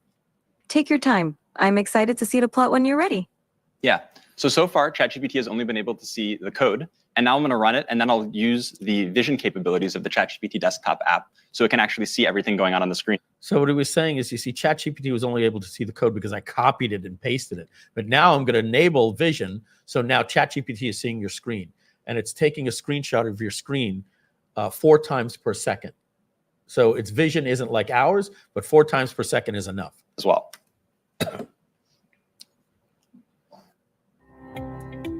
You know, a lot of investors right now are sitting on the sidelines thinking they're doing quite bad. There we go. Let's go back. Okay. So far, ChatGPT has only been able to see the code. And now I'm going to run it, and then I'll use the vision capabilities of the ChatGPT desktop app so it can actually see everything going on the screen as well. Now watch, his mouse is going to go over the vision icon right there. Okay, ChatGPT. I'm sharing with you the plot now. Now, it's important that you're noticing it's not a screenshot. You're noticing as he scrolls, this scrolls. So he didn't add a screenshot. It's actually looking at his screen. And so watch as he scrolls up and down, it's scrolling up and down, and it's taking all of this information in. I'm wondering if you can give me a really brief one-sentence overview of what you see. The plot displays smoothed average, minimum, and maximum temperatures throughout 2018. With a notable annotation marking a big rainfall event in late September. Fantastic. I have another question for you. Which months do you see the hottest temperatures, and roughly what temperatures do those correspond to? The hottest temperatures occur around July and August. The maximum temperature during these months is roughly between 25 degrees and 30 degrees, 77 degrees Fahrenheit to 86 degrees Fahrenheit. What's going on with the y-axis? Is this in Celsius or Fahrenheit? The y-axis is in Celsius. The temperatures are labeled accordingly, such as average temperature, minimum temperature, and maximum temperature. Yeah. So as we can see, not only can ChatGPT help me solve very easy linear algebra equations that I need help with, it can also interact with code bases and see the outputs. All right, back to Mike Filsaime. So, what does this mean? This means that everything that I was doing the other day, if I showed you the chat, it took me, and why? Because I'm a technical guy, right? I went to New York Institute of Technology. I'm not saying everybody's going to be able to install an application and get it running like Groove.AI without me needing developers. But whenever I ran into a problem, what I was able to do in the past was take a screenshot of my code, upload it, because ChatGPT, you can upload with their vision in the old model, and it was able to look, but then it would tell me what to do. Now, with this desktop app, I could leave it running just at all times. It'll just keep running, and it's like having my developer standing next to me, and I could say, all right, so I just typed this into my terminal. Chat, it's giving me this error. And, oh, yeah, Mike, that's because you're not in the proper directory. What you need to do is move into the directory of your app. Type in cd, blah, blah, blah, blah, blah. Okay, now I'm going to move this little TV, and I'm going to go like this, and I'm going to basically tell you, this is what's coming. Are you ready? Apple and OpenAI are working for not just the iPhone, not just the iPad, but the Mac. And guess who owns OpenAI? Microsoft Windows. So I can tell you for a fact, this is happening at Windows. In fact, it's happening at Windows faster because I'm going to show you some of the things from their event that they're doing with their new computer. We're going to be doing all of that today. So if you're a Windows person, don't worry. This is what's coming. Donna, you're not going to believe what I'm about to say because I don't even think I told you about this. There is going to be a little icon that you're going to press that Apple is going to allow, that allows the OpenAI app that you just saw that has vision, ready? Access to your computer. That means it can move your mouse, it can type your keyboard. So imagine, Donna, now that I am in the previous version was I would type to ChatGPT, it would tell me what to do. When I ran into an error, I could paste in the code, or I can make a screenshot, but it would tell me what to do. Now it's watching my computer in real time, and now I can do what they're going to call handoff. And it's going to say, sure, Mike, I'll take care of this from here. And it'll narrate to me. What I'm doing right now, and let's just narrate, right? I'll show you my screen. And imagine ChatGPT was doing this. I had this little square app, and it would say, okay, Mike, what I'm going to do right now is I'm going to go to Vercel.com, and we're going to go to the home page.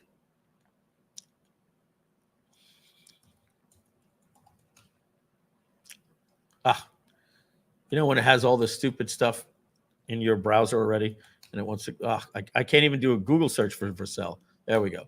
So I'm going to go to Vercel.com, and let's do this incognito.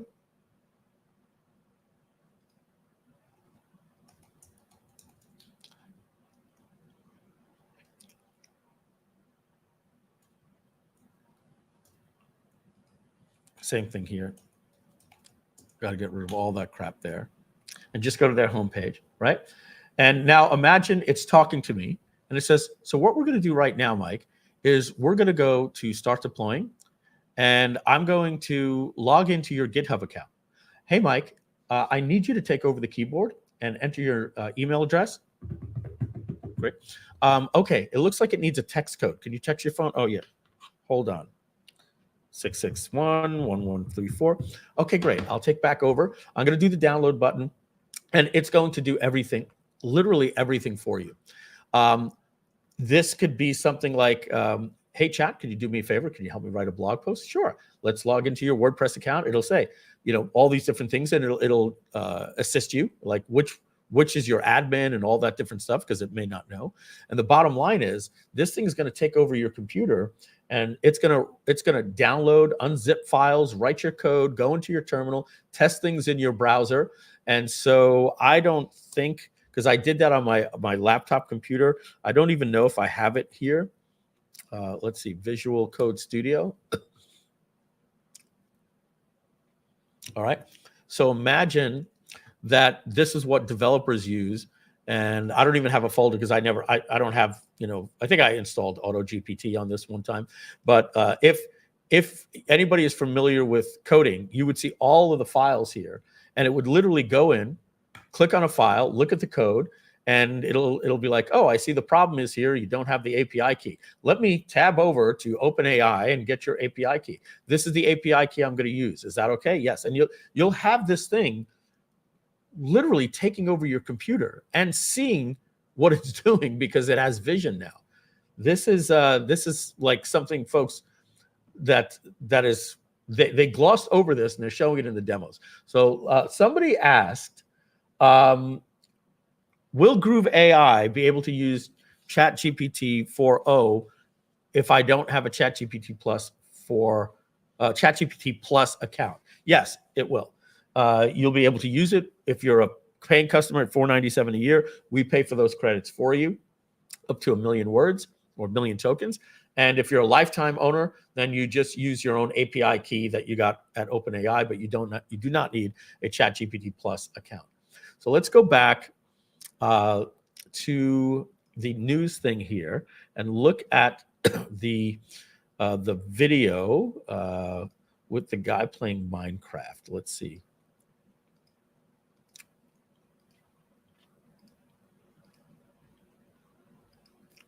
Oh, you know what? It even says here, lullaby, talking faster. Oh, let me tell you another thing that this thing can do. It can tell you a story with 4 different character voices, but even better, you could upload an audio. And so let's say you recorded an audio and it was me, Matt, and Donna. And at the beginning of the call, I said, hey, Donna. And she said, hey, Mike, ChatGPT just noted that voice is Donna. And she replied back, hey, Mike, so it knows my voice. And then Matt would say, hello, guys, we're getting started. And he has this French accent. And at the end, when it does the notes, it doesn't say speaker 1, speaker 2. In fact, when you transcribe it, it doesn't even know who is speaker 1 or speaker 2. It has to kind of infer. Oh, that sounded like a question. That sounded like an answer, but it doesn't know. This new one, because it's not just transcribing, it's actually listening, will give you notes and say, everybody concerned this. And Mike seemed pretty upset at that because it's listening and writing the notes for you. Let's just see. This one's pretty cool. Imagine you're blind. Watch this 1-minute little video. Are we in Chrome? We're not allowed to be in Chrome, Mike. We need to be in Safari. Let's go back to Safari.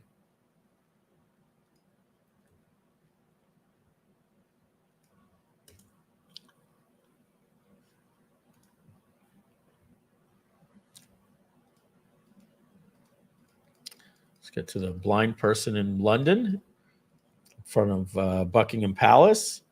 And this is called Be My Eyes. Is the king in residence at the moment?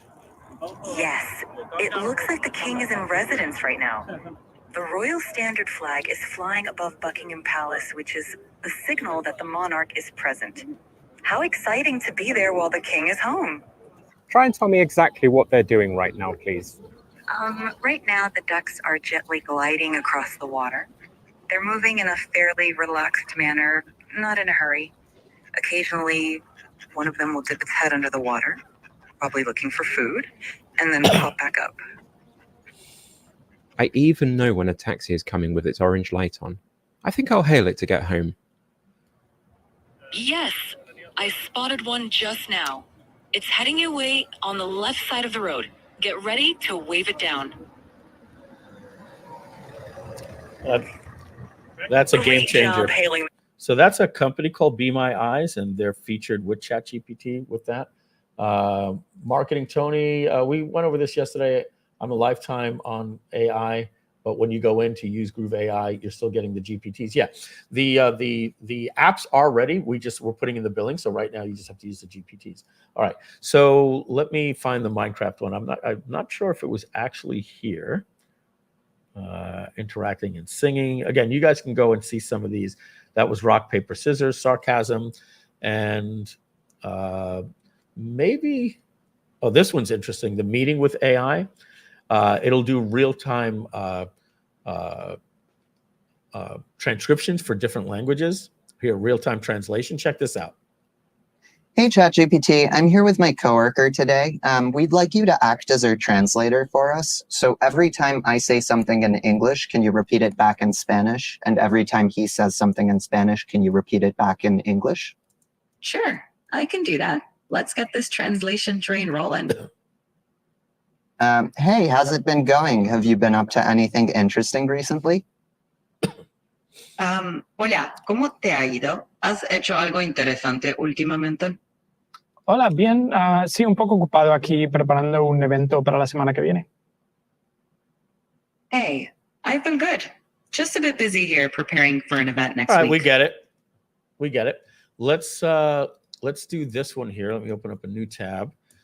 This was from. Let's see. You've got some sticks. Perfect for the sword's handle. Let's go to YouTube, and we're going to put chat. It's a Microsoft Copilot playing Minecraft. All right, we don't want it in a short. And okay, looks like this one here. All right, so this is what I told you about yesterday. This is the Microsoft, being that they own OpenAI, they've added vision natively into Windows. So, but you got to get what they call this Copilot PC. So, you know, it needs a new chip to be able to process this fast. But got to watch this commercial for 4 seconds because I'm in my Safari browser, so I'm not signed in my account. So we'll explore and maybe dodge. Okay, ready? Looks like you're about to dive into some Minecraft. Ready to build, explore, and maybe dodge a few mobs? Yeah, I'm trying to figure out how to make a sword. My son plays this game all the time. Guys, the reason why I'm showing you this is I want to show you the future that is coming on both Mac, PC, iPad, and Surface tablets, that you're going to be able to put this thing, and it's like having an expert that knows how to play Call of Duty, knows how to play Minecraft, knows how to install something on WordPress, that's looking over your shoulder and is saying, do this, do this, do this, because it's watching your screen 4 times a second. Here you go. I have no idea what I'm doing. No worries. I'm here to help you impress your son. I see you've got a crafting table in front of you, which is a great start. To craft a sword, you'll need some materials. Can you open your inventory? Just press E on your keyboard. Yeah, do I have what I need? Let's see. You've got some sticks, perfect for the sword's handle, but it looks like you're missing the material for the blade. You can use wood, stone, iron, gold, or diamond. Let's start by gathering some wood or stone. Shall we head out and find some resources? Yeah, that sounds great. Oh my God, what's that? Oh no, it's a zombie. Run. You need to get away from it fast. Either sprint away or quickly build a tower of blocks straight up to get out of its reach. If you can find a shelter or dig into the side of a hill, do it now. Just make sure it can't reach you.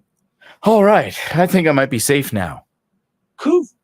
That was a close one. Great job finding shelter. Yeah, this is stuff that we didn't even ask for. We didn't even know we wanted. That's coming. Let me show you Microsoft. Yesterday Copilot was Google.io, Recall. the annual developer conference where Google.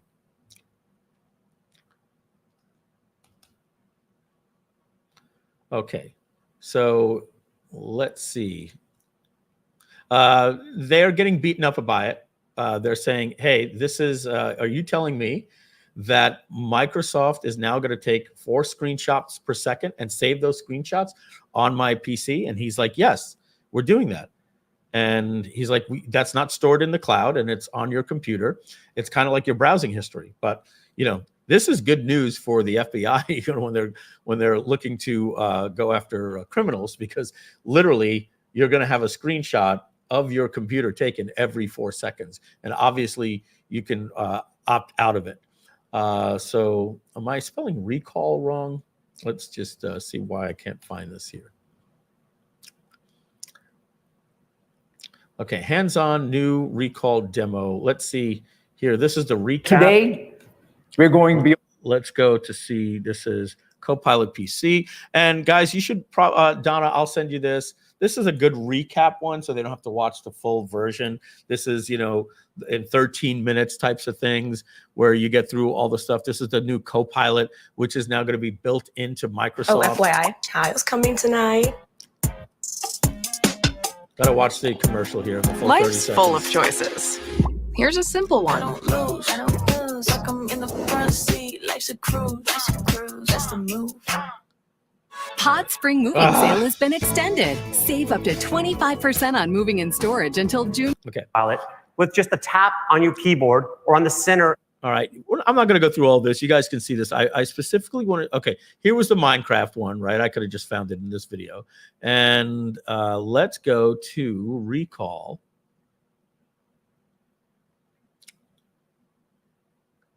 Surface Pro, Surface Pro, Surface Pro. Surprised they're not putting it here. And that might have been on a different day. Or is it here? Is the Recall in here? Let's see. When you're on your Windows desktop and you get a notification, you can now simply click on that notification, Explorer. For example, you can quickly, later this year, you're going to see Copilot show up in Windows in settings, where it's going to provide helpful suggestions. Just bear with me while I find this. Microsoft Copilot Recall. And there's other people testing it, but I just wanted to see the one that just...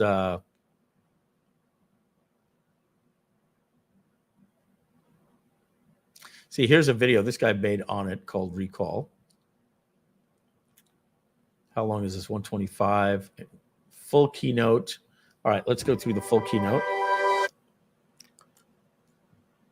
And I know what it looks like when they were doing it. And the ability to access this memory with simply your words in a form that's natural for you. This is it. Watch this. From just This a few is days pretty ago, cool. it should be simple, but often it's just not. You know, okay. In this case, a surprise zombie spawn. And I love this example because it demonstrates how Copilot can become a natural and helpful part of your entire Windows experience. Like, just stop and imagine. You're in your flow, you're on your PC, working away or having fun, just talking to Copilot naturally, and it understands and assists you along the way in what you're doing. It really is going to be a whole new way of experiencing the world. All right, finally, let's talk about these new experiences that are only possible on Copilot Plus PCs. Because of the 40 TOPS NPU and over 40 new on-device AI models, the PC can now process and reason over information in a way it has never been able to do before. It actually understands your context go through some and of this your boring intent. stuff. We set it up. There it is. Recall starts simply Here we by go. seeking to solve one of the most frustrating problems that we encounter daily. Donna, this is what I Searching told you for a about the file other or day. a photo or an email or even a web page from just a few days ago, it should be simple, but often it's just not. You know, you have to remember, hey, where did I put that file folder? Or where was it in many of my browser tabs that were open? Or worse, I have to go through thousands of emails to try and find what we're doing. And you know, you guys have had that problem, right? And then, you know, worse, we've created these cumbersome workarounds for this very human problem. We email ourselves to remind ourselves, or we keep a lot of browser tabs open, which clutter the experience and they actually slow the PC down. Even worse, some of us write notes that we put on our computer just to remind ourselves. And yet I find it ironic that you can search for literally millions of documents on the internet and find literally anything in sub-second time. So why is that? And we stopped and asked ourselves. And really at the end, the foundation level, it's because the ways PCs store content is not aligned with how we remember and connect with information as humans. PCs like to organize information in database structures, like File Explorer, while our minds think more in relationships. We remember information in relation to people, time, and places. We're inherently more visual, and we create associations and connections that are unique to each of our life experiences. I'm going to skip ahead. With Recall, we're going to leverage the power of AI and the new system performance to make it possible to access virtually anything you have ever seen on your PC. It's going to be, honestly, as if you have photographic memory. And the ability to access this memory with simply your words in a form that's natural for you. And Recall is only going to be possible on these advanced PCs. To show you Recall, I'd like to welcome our product leader on Windows who built this incredible new capability, Carolina Hernandez. Welcome, Carolina.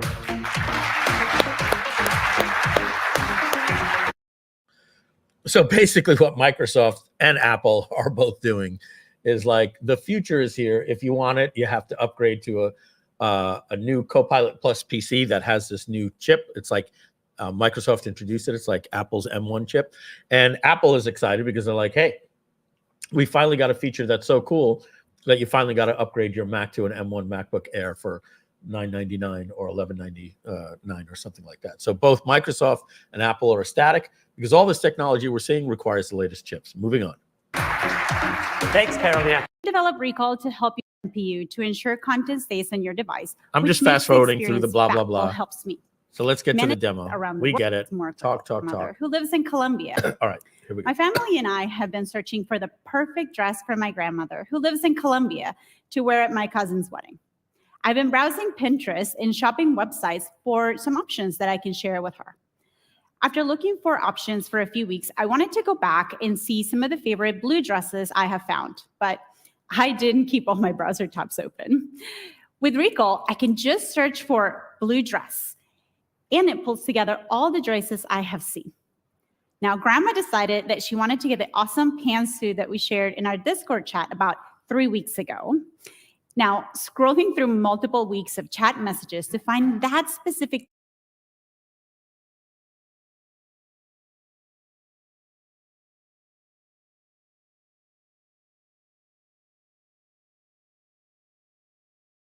Mike, you're muted. Oh, sorry. Okay. Thank you, Donna. So what I wanted to say is what you're looking at right here is the application called Recall. It's not a browser. Okay. So it's hard to see because of this title right here, but right behind it here, it says Recall Preview. So this is an application that's available on these PCs, which will have something similar on Mac, I'm sure. So this is something to search your history on your computer and pay attention to this timeline when she shows the timeline in just a minute. Moving on. Now, scrolling through multiple weeks of chat messages to find that specific dress would have taken an eternity. Instead, with Recall, it was easy. I refined my search using descriptive language. Blue pantsuit with a sequin lace from Abuelita. And as you can see, Recall quickly found the Discord chat my family and I were using to discuss the options.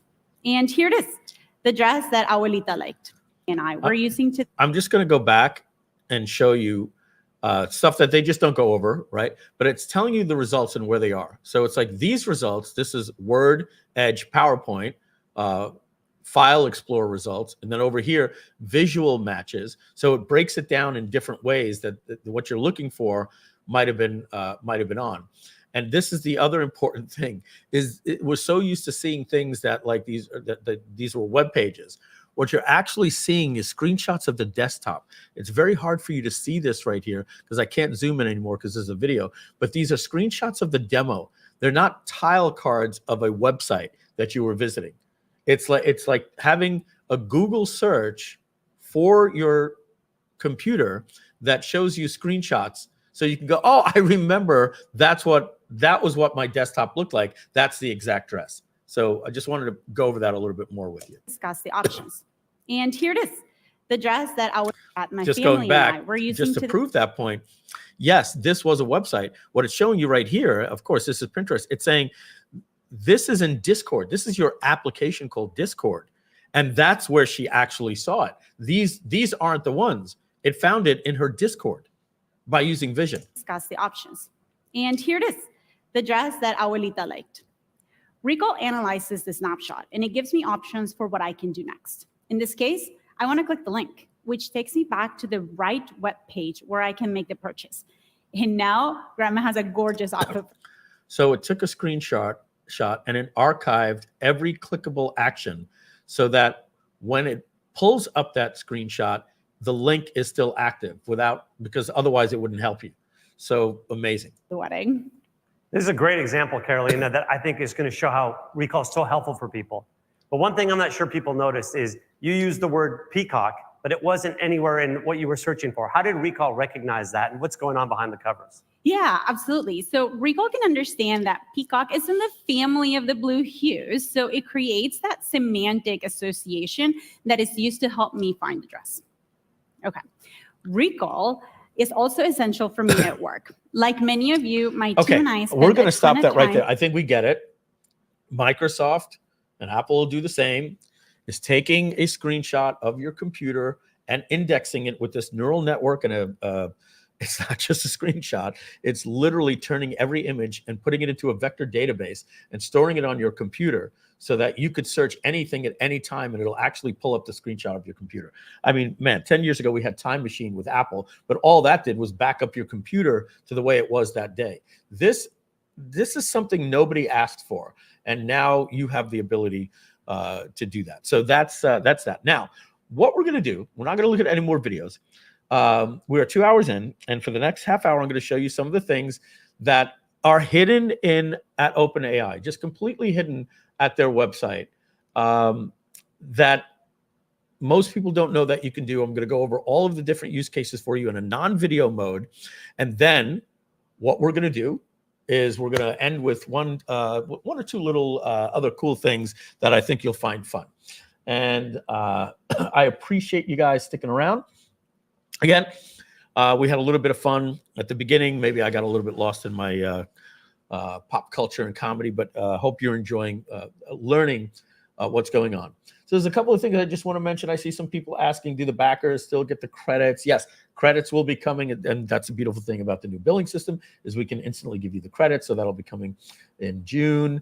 And all of these things are the stuff that they're announcing that will be coming in ChatGPT 4.0. They're still not even over at chatgpt.com. We're expecting all of this to come in the next 2 weeks, and they're saying the voice part might be longer, which is okay. Most of us aren't looking to be talking to Groove.ai and have a talk back, but when ChatGPT releases it in their own app, we will have it as well. So let's take a look at this dropdown. We're going to go through every one of these different drop downs and see the use cases that they're doing. They're calling it exploring the capabilities. So number one, if we go to DALL-E, in fact, I can now do this in my regular browser. I do not think that we need, we can go back to Chrome. I don't think that we need audio for these. And let's go to ChatGPT. And let me show you here. I'm going to put this prompt in that's right here.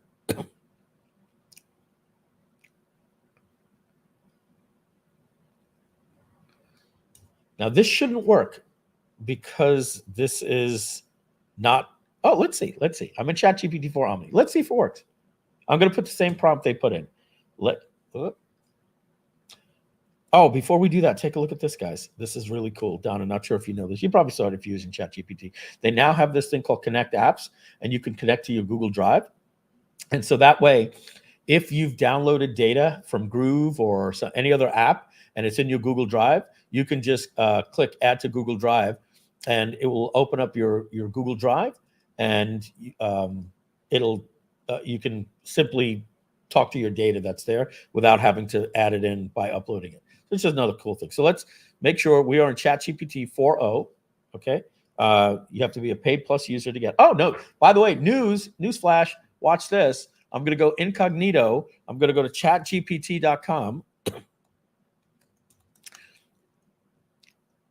And look at this. At ChatGPT, you now have access to ChatGPT 4. Oh, they want you to create an account? I was told that they'll give you 4 with a free account. So, oh, no. What is going on? I know for a fact they said that everybody gets. Maybe you just have to sign in. Yeah, they do get free because I do have a free account, and they do get 4.0, and you can use it for maybe 15 minutes before you time out. Yeah, so you can now actually get this without even having to pay. And you can get access to GPTs now, because some of you are like, hey, Mike, I don't have a ChatGPT Plus account. I can't use your GPTs. Yes, you can. They give you the GPTs now for free. You just can't create GPTs.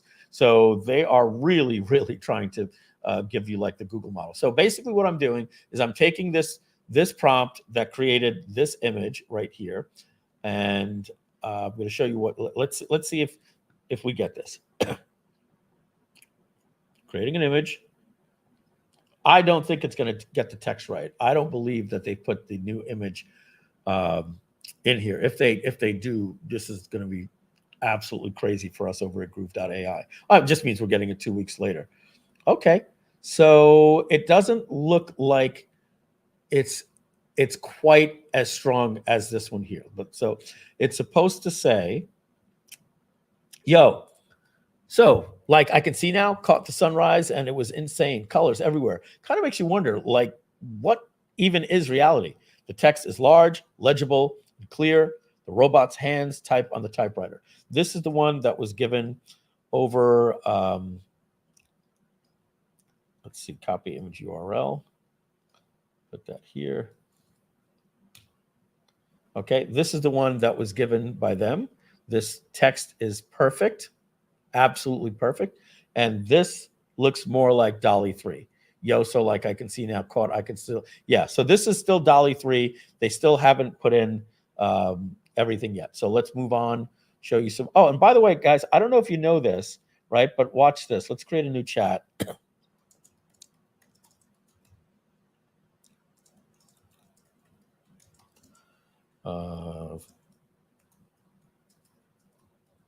So I'm typing a cat in a house hat in the style of Dr. Seuss. I don't know how to spell Seuss. It's embarrassing.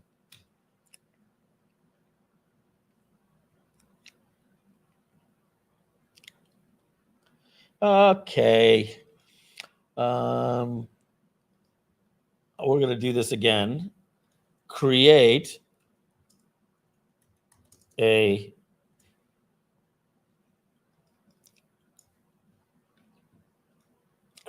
cat in a hat in the style of Dr.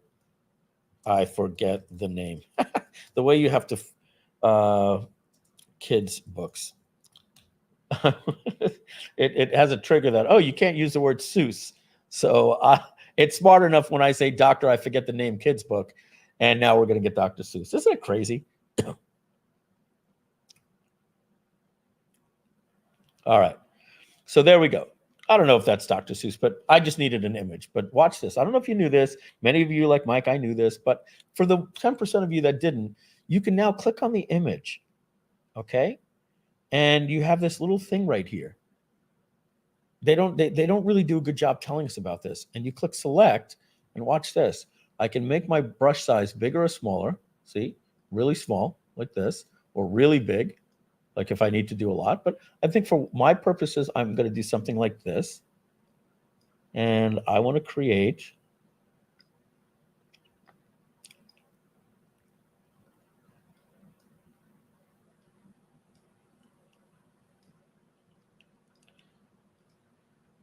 wearing Ray-Bans.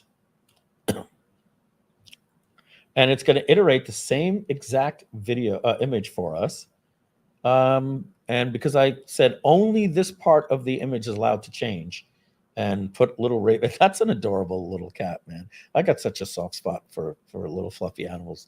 I got to tell you, this 5-legged cat. It is a 5-legged cat. I didn't even realize that. So look at this here, right? We've got,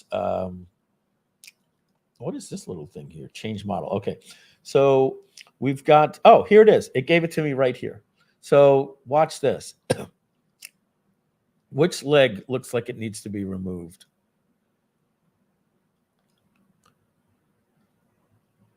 So in the past, you would always have to fight, be like, it's a perfect image, except, and you would say, you would redo it again. It would create another image. You'd be like, but this image only has 4 legs, but it's not the image to like the other one. So remove this leg.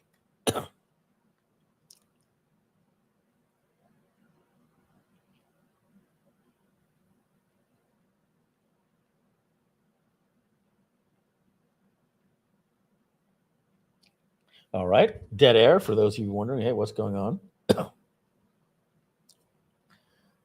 John Carnegie, Donna sees that. She'll respond to you.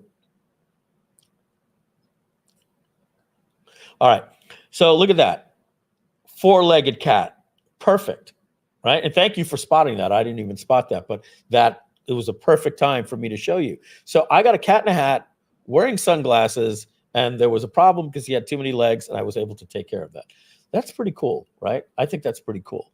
I'm going to open up a tab to just show you this here, firefly.adobe the stuff that you can do. This is free, right?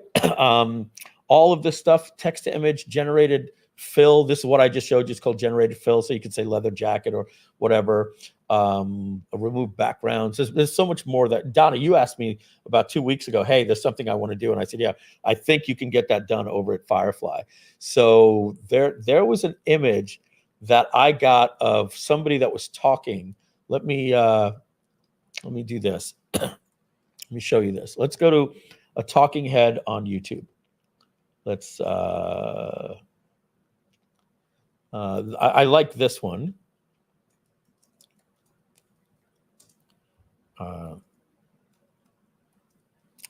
Interview. All right. So I loved his background at his house. So let me see if I could find him dialed in. The bottom line was I loved his background. I was like, oh, I'd like to have that background on my wall behind me. Let's just do this here. Matthew Berman, I know he is an AI guy that's in front of his computer. This isn't the best example, but he's always talking to his computer. Let me just see if I could give you an example of this, right? Let's just say I like this background. Let's get rid of this part right here.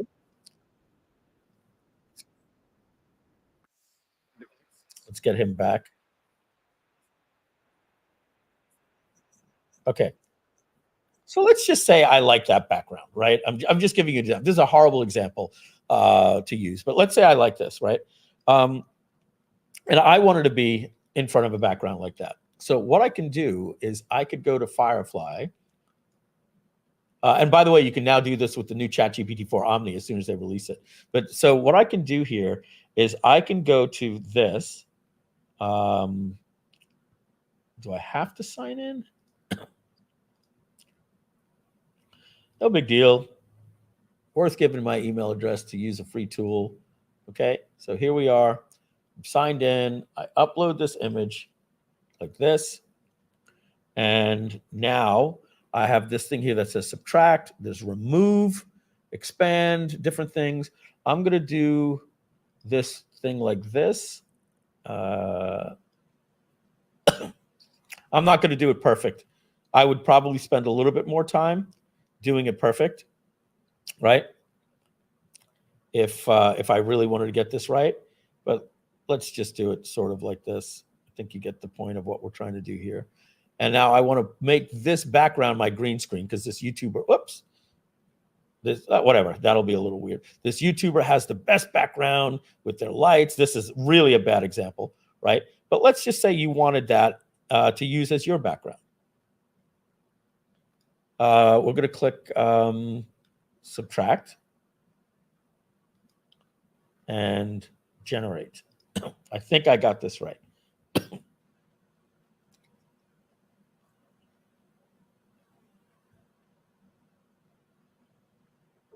And later, next week we're going to be okay. So I did something wrong. I clicked on one of the wrong buttons, and it put something there. But it was supposed to. Oh, look, I'm in insert. It was supposed to be remove. So stay to keep edits. No, leave. And how do we go back? Let's just refresh.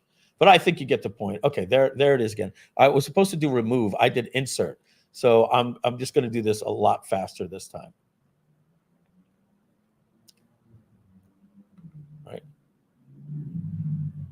Beep, beep, beep. Oh, shit. Damn it. Oh, goodness.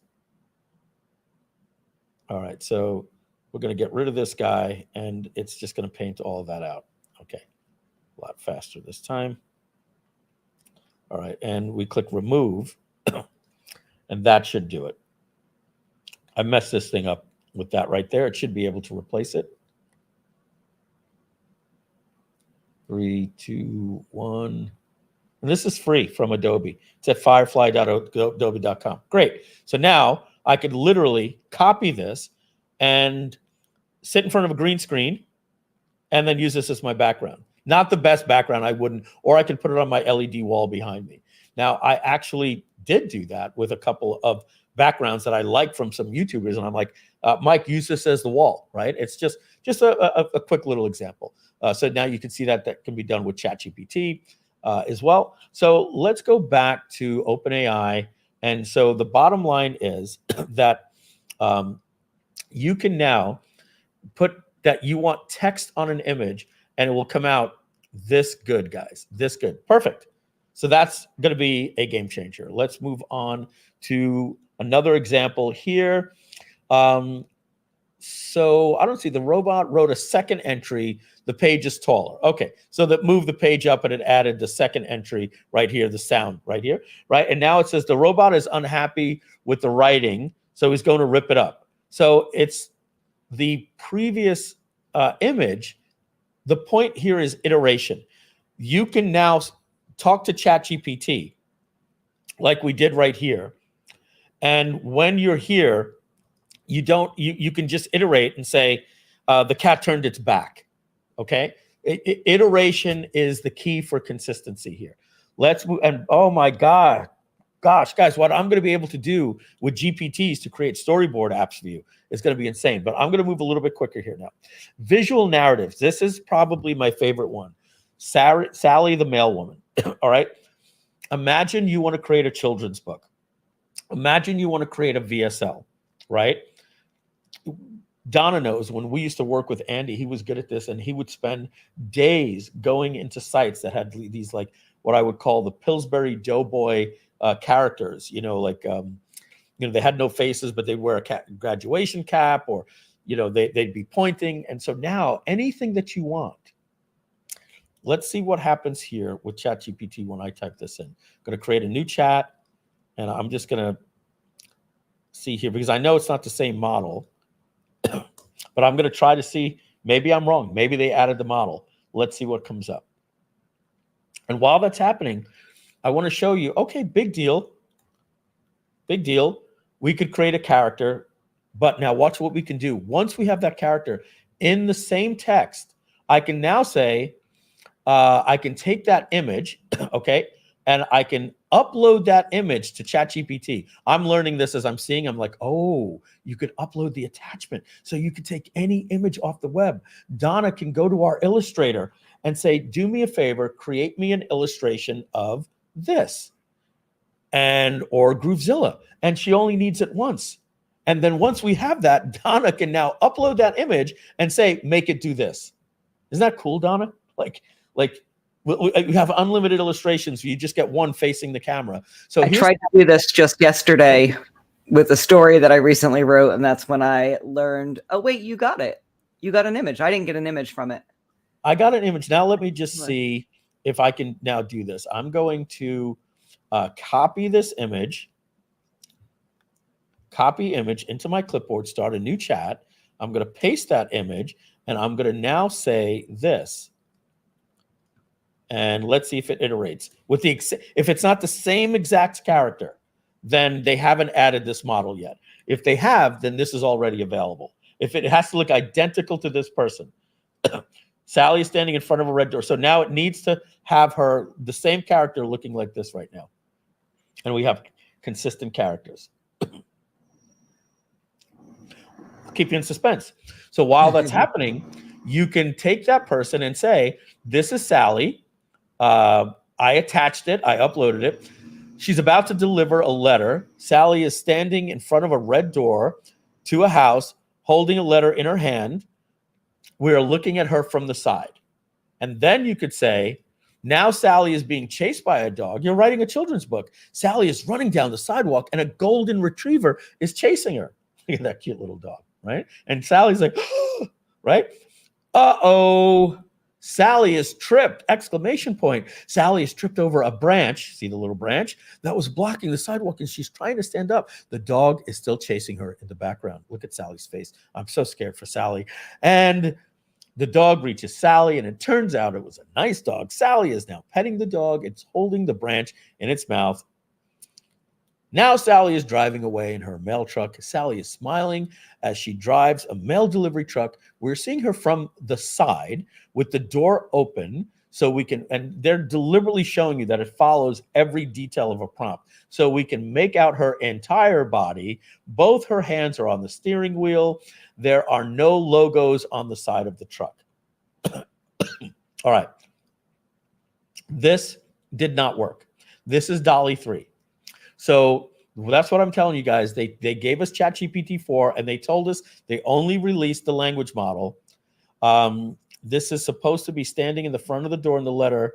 Well, yeah, the bottom line is this is a different Sally.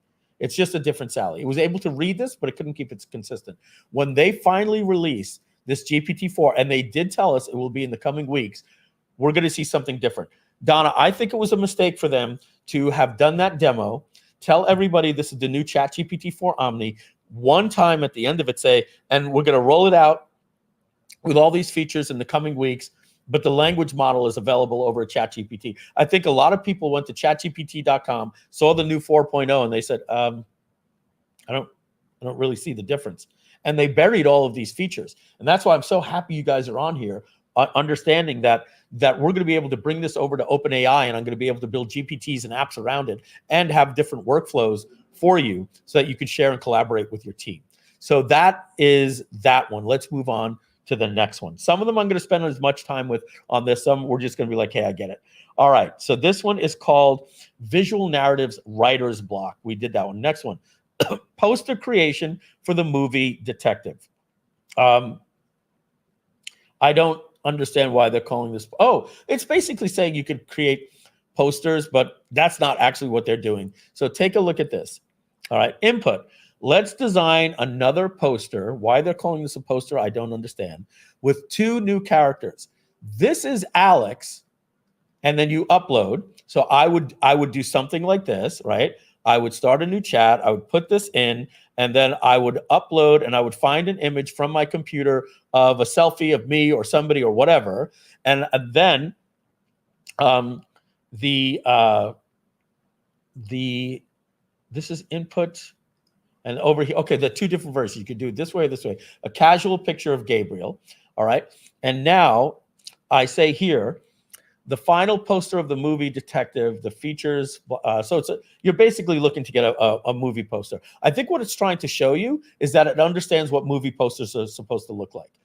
So it's creating movie posters, and you could say in the style of this. I'm not that impressed with this. We kind of get it, right? Let's move on. I thought we were in another one where it creates caricatures. We'll be getting there. Character design, Geary the robot. This is the same thing as the visual narrative. It's basically telling you that you could create a character, and then once you have the character, you can upload that character. See, it's an attachment.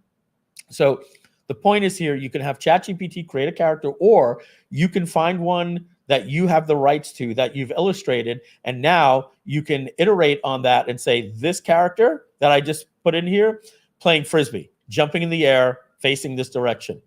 He's in front of a computer, blah, blah, blah, blah, blah, riding a bicycle. He likes to cook food. He's standing by a stove. He's cooking eggs in a frying pan. There's the eggs in the frying pan. He likes to play music. He's playing the violin. Okay, so now, again, anything that you want in your VSLs, you are going to be able to create consistent characters. The question is, can it do it with lifelike human beings? The answer is yes. You can upload a picture of you, and then you could say, wearing a leather jacket, side view, holding a violin, and it'll create an actual image of you doing those things. Moving on. Poetic typography with iterative editing version 1. All right. A poem in a clear but excited handwriting in a diary, single column, blah, blah, blah. All right, so neat handwriting illustrated the poem. Okay, so you can put in the poem. Let's cut to the chase here. You put in a poem that you've written or had ChatGPT write. So you're saying this is the poem, and now I want you to transform that into neat handwriting illustrated. The handwriting is neat and centered. The handwriting is sparsely but elegantly decorated by doodles. The text is large, legible, and clear. And so you can now take something and make it, guys, it didn't skip us. It wrote every single letter perfectly. Make it in dark mode. It reversed it from black text on white paper to white text on black paper iteratively. The identical image. Here's the black bird with 2 little circles. Here it is in white with 2 little circles. You didn't miss a pixel in the iteration. This is godlike powers. remove the notebook and paper lines. Holy cow. It's now telling you these lines that are here, get rid of them. I don't even see a trace of them. Unbelievable. Next, version 2. Am I really going to go through all of this? We get it, right? You can iterate on this. Great. Fantastic. Commemorative coin design for GPT 4.0. So what this means, guys, is if you have your logo for Groove, my little G, or any logo that you have, you want to put it on a coin? Look at this. You're going to upload your image of Groove or any image that is yours. So I would go to ChatGPT and I would upload an image from my hard drive, just like this, right? And then I would put the prompt in that says, I want a vector graphic depicting the Groove logo, the OpenAI logo, the whatever logo as text. And you give a description and look at this.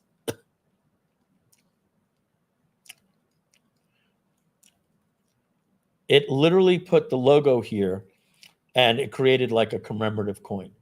So if you're not truly getting what's happening here, you could take any image and have it transformed into anything. This is really, really, really powerful stuff. So it iterates on that same one. And so the next step, it says, no, now add this cool stuff in the background. So it kept this the same and it told it to add 2024. And oh, look at this. Oh, they actually, this is what I mean. They have buried this stuff in there. Let's put this right here into Safari so I can demonstrate this for you.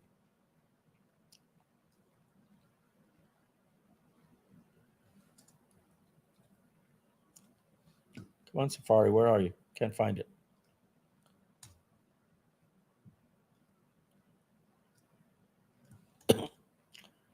So imagine this. You have just iterated and you've made the coin, and then you told it, add a few more things. And then when you finally got done, you're like, cool, you know what I need for this in my VSL? Donna, check this out. So you just created your coin. And then it first came out like this. You said, no, no, no, I want all of these things here. But for your VSL, you want to now just say, play the sounds of a coin clanging on metal. In the same thread, you're going to get this. In your workflow that you'll have with ChatGPT or Groove.AI, it knows that how this coin is going to sound clanging on metal. And then you put that into your CapCut or your Adobe Premiere as a sound effect, literally in your workflow. They're so brilliant with these things, the way that they did the demo by adding this in here in the same thread. Now, they buried this stuff because I think what they thought this would be too boring for a 2-hour demo, but they were like, go look at the blog to see more use cases. Let's take a look at here. All right, everybody pay attention. If you're multitasking, this is, watch what's going to happen. I'm predicting it by June 15th, everybody's Facebook profile and Instagram profile is going to look like this. I guarantee it. I guarantee it. And this is just one particular prompt saying caricature. And everybody's going to be like, how did you do that? And you're going to say, they're going to be expecting you to say, oh, it's this app in the App Store called Characterize Yourself for $4.99 a month. No, no, no. You simply upload your photo, okay? And you put in this prompt. A young white man with medium length brown hair and a beard makes a neutral expression. He's wearing a shirt, glasses, and a light gray t-shirt. What's interesting, oh, that's the input. So it creates a model. And then you say, here's a caricature of that man, the background, blah, blah, blah, blah, blah.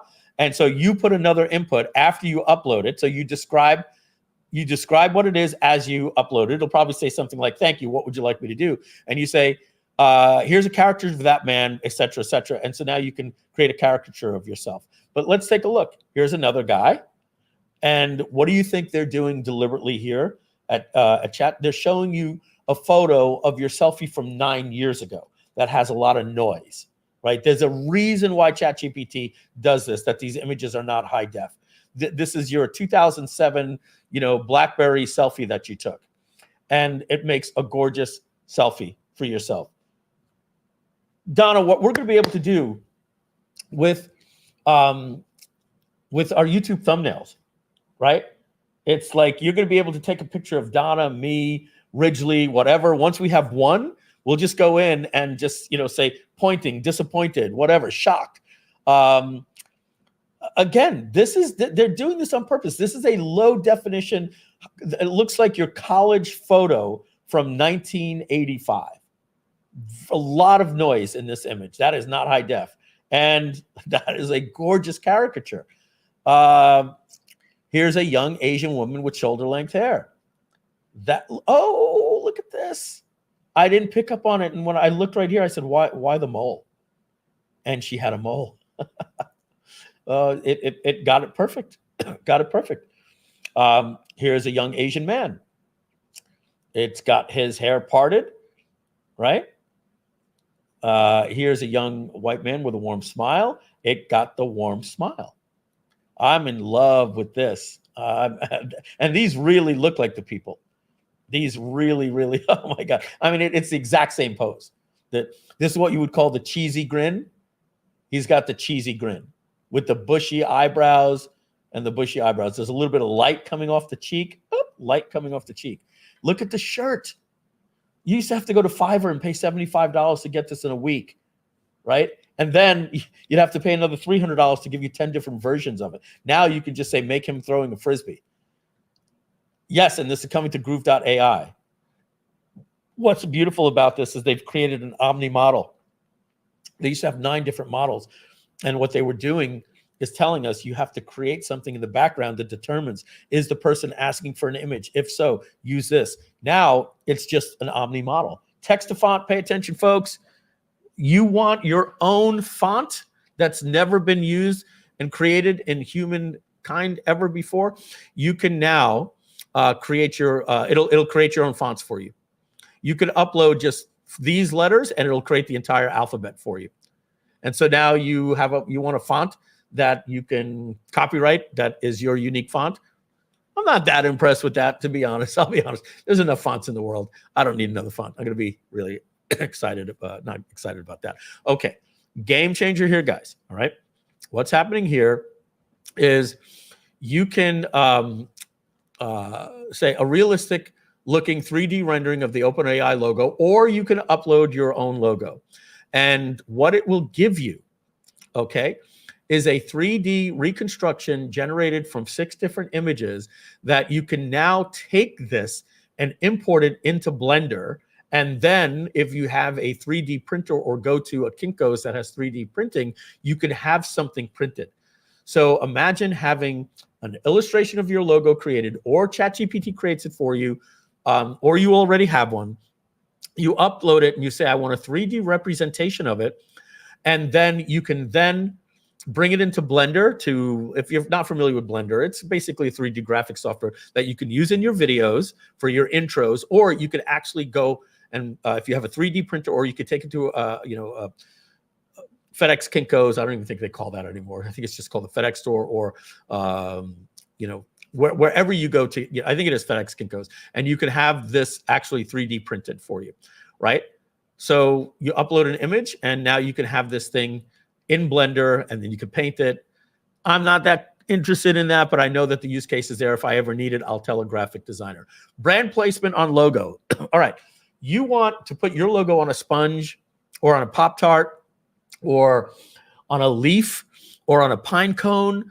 You simply look, attachment, upload your logo, and then you say, here's a coaster with no branding, a coaster where the top part is wooden and the bottom part is marble. So what it's showing you is that you've done 2 things. You found this image on the web, you took a picture of it at your house, or you had the image generated. And now you're telling it to merge the 2. You upload this picture of your logo, and you upload this picture, and then you say, here, we've etched the OpenAI logo into the coaster, a coaster where the top is wooden and the bottom is marble. The OpenAI logo is etched into the middle of the wooden, blah, blah, blah. You're giving a prompt, and now you can have your logo put right there. Guys, print on demand has completely changed. you are going to now be able to have a model or an image of a girl that you got from Dali, even in a cool style, or a man. And then you could iterate that and say the man is looking at the sun and we have his back. And then when you have that, you will upload the picture of the man, upload your logo that you're selling, and make a prompt. And then it will put that instantly on anything that you want. Absolutely just crazy stuff. Crazy. There's really nothing we can't do. I don't know what this is here. Poetic typography. All right. I think we've seen something like this. You basically say, take this, a poem written, and put the poem in handwriting that's written in script. All right. It's more like the possibilities are endless. Multi-line rendering robot texting. Is this a typo here? Why, where?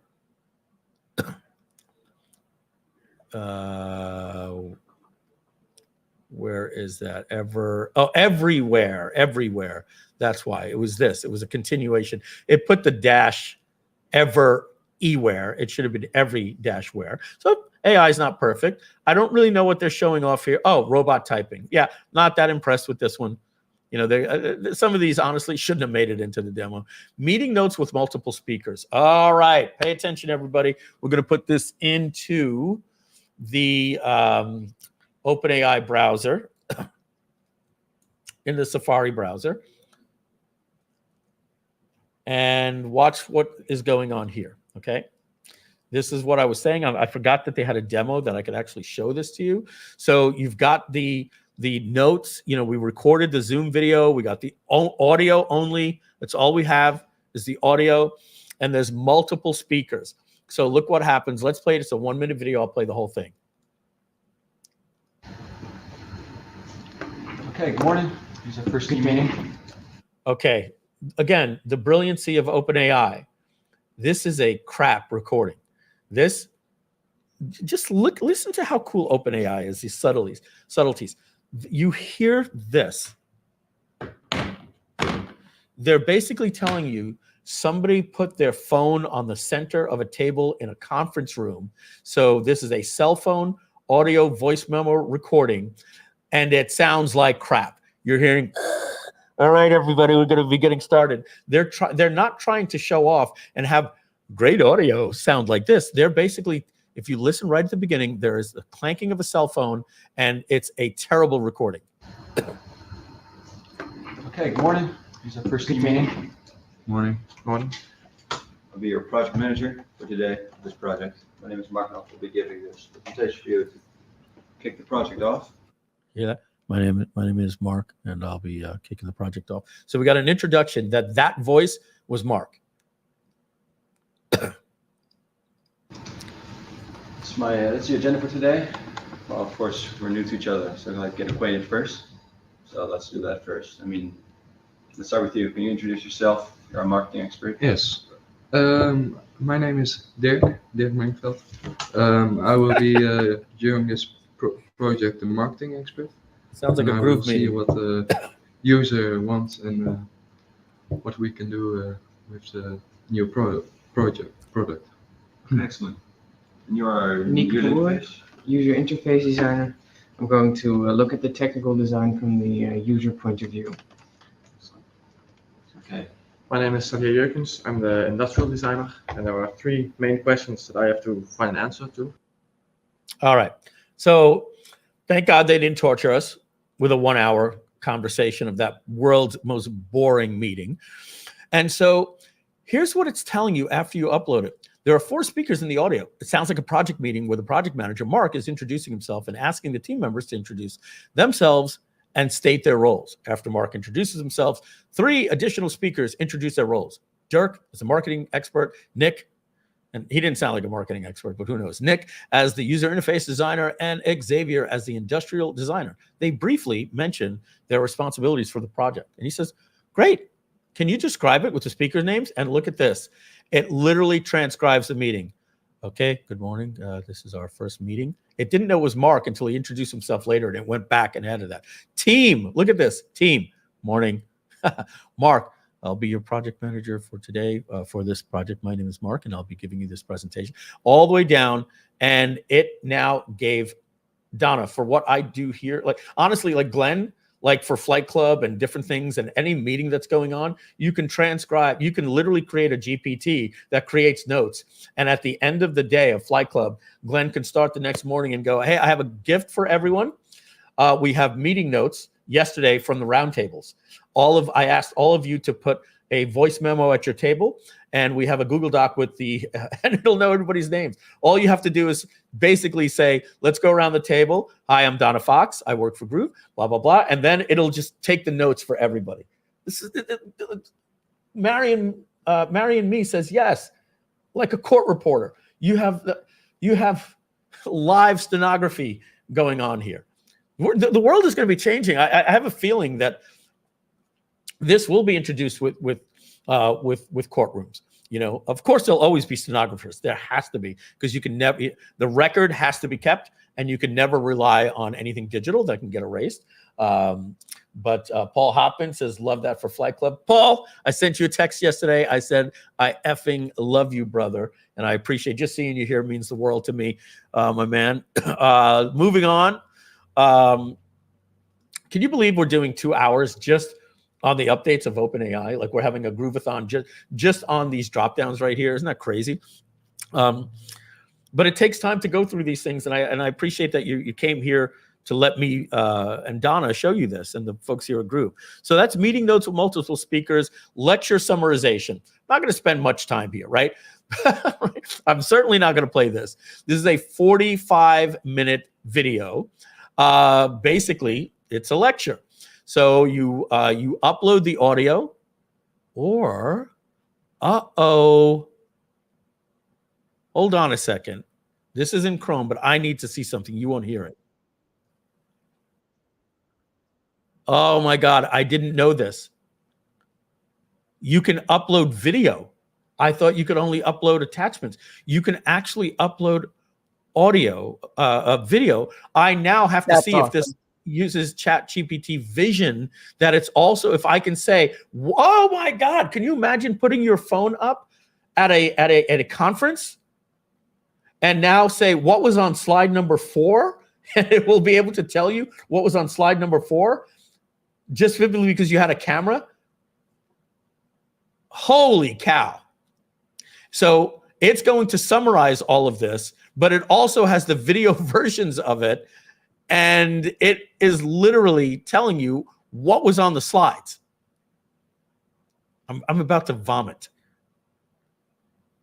I knew this stuff was coming. I just didn't know it was coming so soon in one model. So what's going to be coming in ChatGPT 5 from here on out? Guys, all you want from a world model is that, you see what I just said? It was a Freudian slip.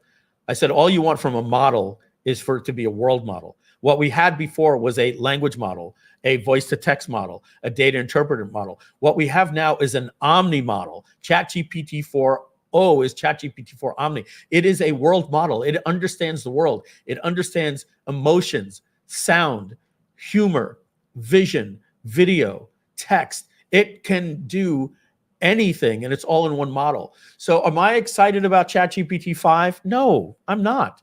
I'm excited about ChatGPT 4 Omni. This is what you and I all wanted. It's the Omni model. What is 5 going to be? It's just going to be smarter and faster. What is 6 going to be? Smarter, faster, cheaper. It's just going to get smarter, faster, cheaper. So all we have coming in the future is going from a MacBook in 2006 to the one in 2009 where you told your spouse, babe, if we can just spend $2,000 on this computer, I promise you I'll never need another computer again. And then you got another one in 2013, another one in 2017. How many times have you said to your spouse, please, please, please, please, please, please, I want this new M1 Mac? But that's what you said about your last, yeah, but that's Intel. And right, we're all that, right? So that's what the future is going to be. It's just going to get smarter, faster, cheaper. What we wanted is now here. It's this Omni model, right? So I got 2 more. Variable binding, cube stacking. I don't, okay, whatever. You can give prompts and it could stack them. It can stack variables. Okay, great. Let's wrap up here. Concrete poetry. You upload your logo. And oh, this is cool. Check this out, Donna. You can then tell it to create words inside of your logo. And so it says, I want it with the word Omni and rainbow text. And just like that, you got that. So that, guys, that I didn't even go over all of these videos. I'm going to give you a summary of these videos. I'm not going to watch them. So this is 2 GPT operating systems interacting and singing. Actually, let's do this. This one's pretty interesting. Got to go back to Safari. Back to Safari so that you can hear. I'm not going to play all of these. I'm just going to let you get the gist of these. So this one is 5 minutes long. Let's get to it. And it's showing that these things can harmonize and sing. Today, we're going to try something new. We're going to let you talk to another AI. This AI is going to be able to see the world. It's going to have a camera. I'll be holding it. And so you can direct it. You can direct me to ask questions. All right, let's about fast forward. whatever you want.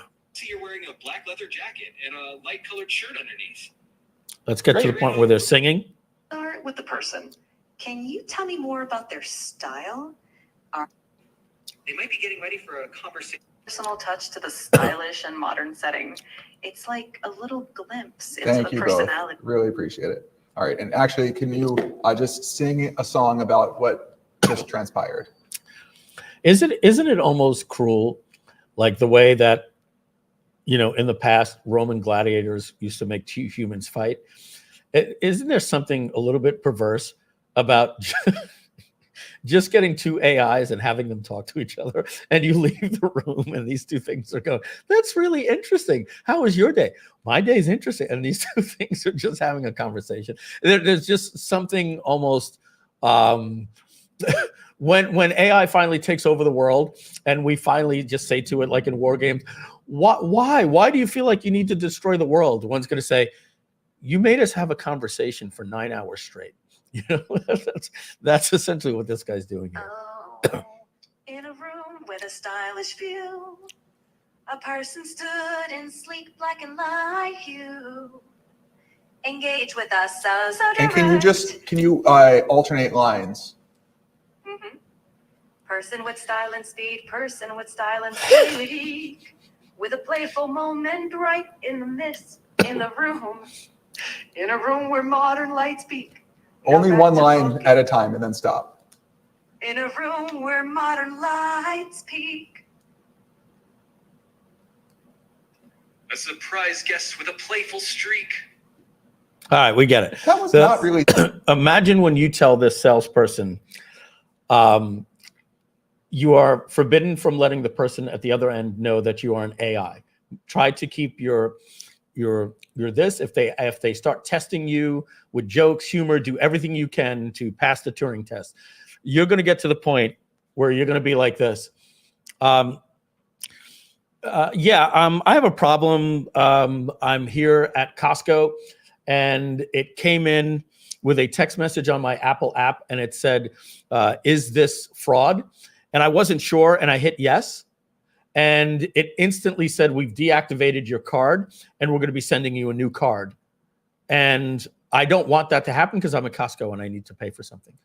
And if it says, sure, let me help you. And then you just get a little frustrated and you go, we're talking the future, which is now, right? And you're going to say something like this. Hey, I just want to make sure I'm talking to a human, right? Yes, Mr. Filsaime, you're talking to a human. All right. Is there any way you can prove, because I really want a human to help me. I don't want to be wasting my time here with an AI. I can understand in this world we live in, but don't worry, Mr. Filsaime. I can assure you, you're talking with an AI. Can you please give me the last 4 of your social, right? And guess what? You're talking to an AI, and you won't know. I don't think I'm happy about that. I'm not happy about that. I want to talk to it. You all know this because every single one of you have screamed into a phone one day, and let me just go into a character here. I don't want to blow up, so I'll step back a little bit. You said, I want to speak to a damn human. All right. I'll be happy to get you to a human. Can you please tell me, is it related to your account balance? And you're like, human, right? You know, because so now it's going to get to the point, it's going to be so smart, we may not need that. But you're still not probably likely going to be talking to a human, and you won't even be able to tell.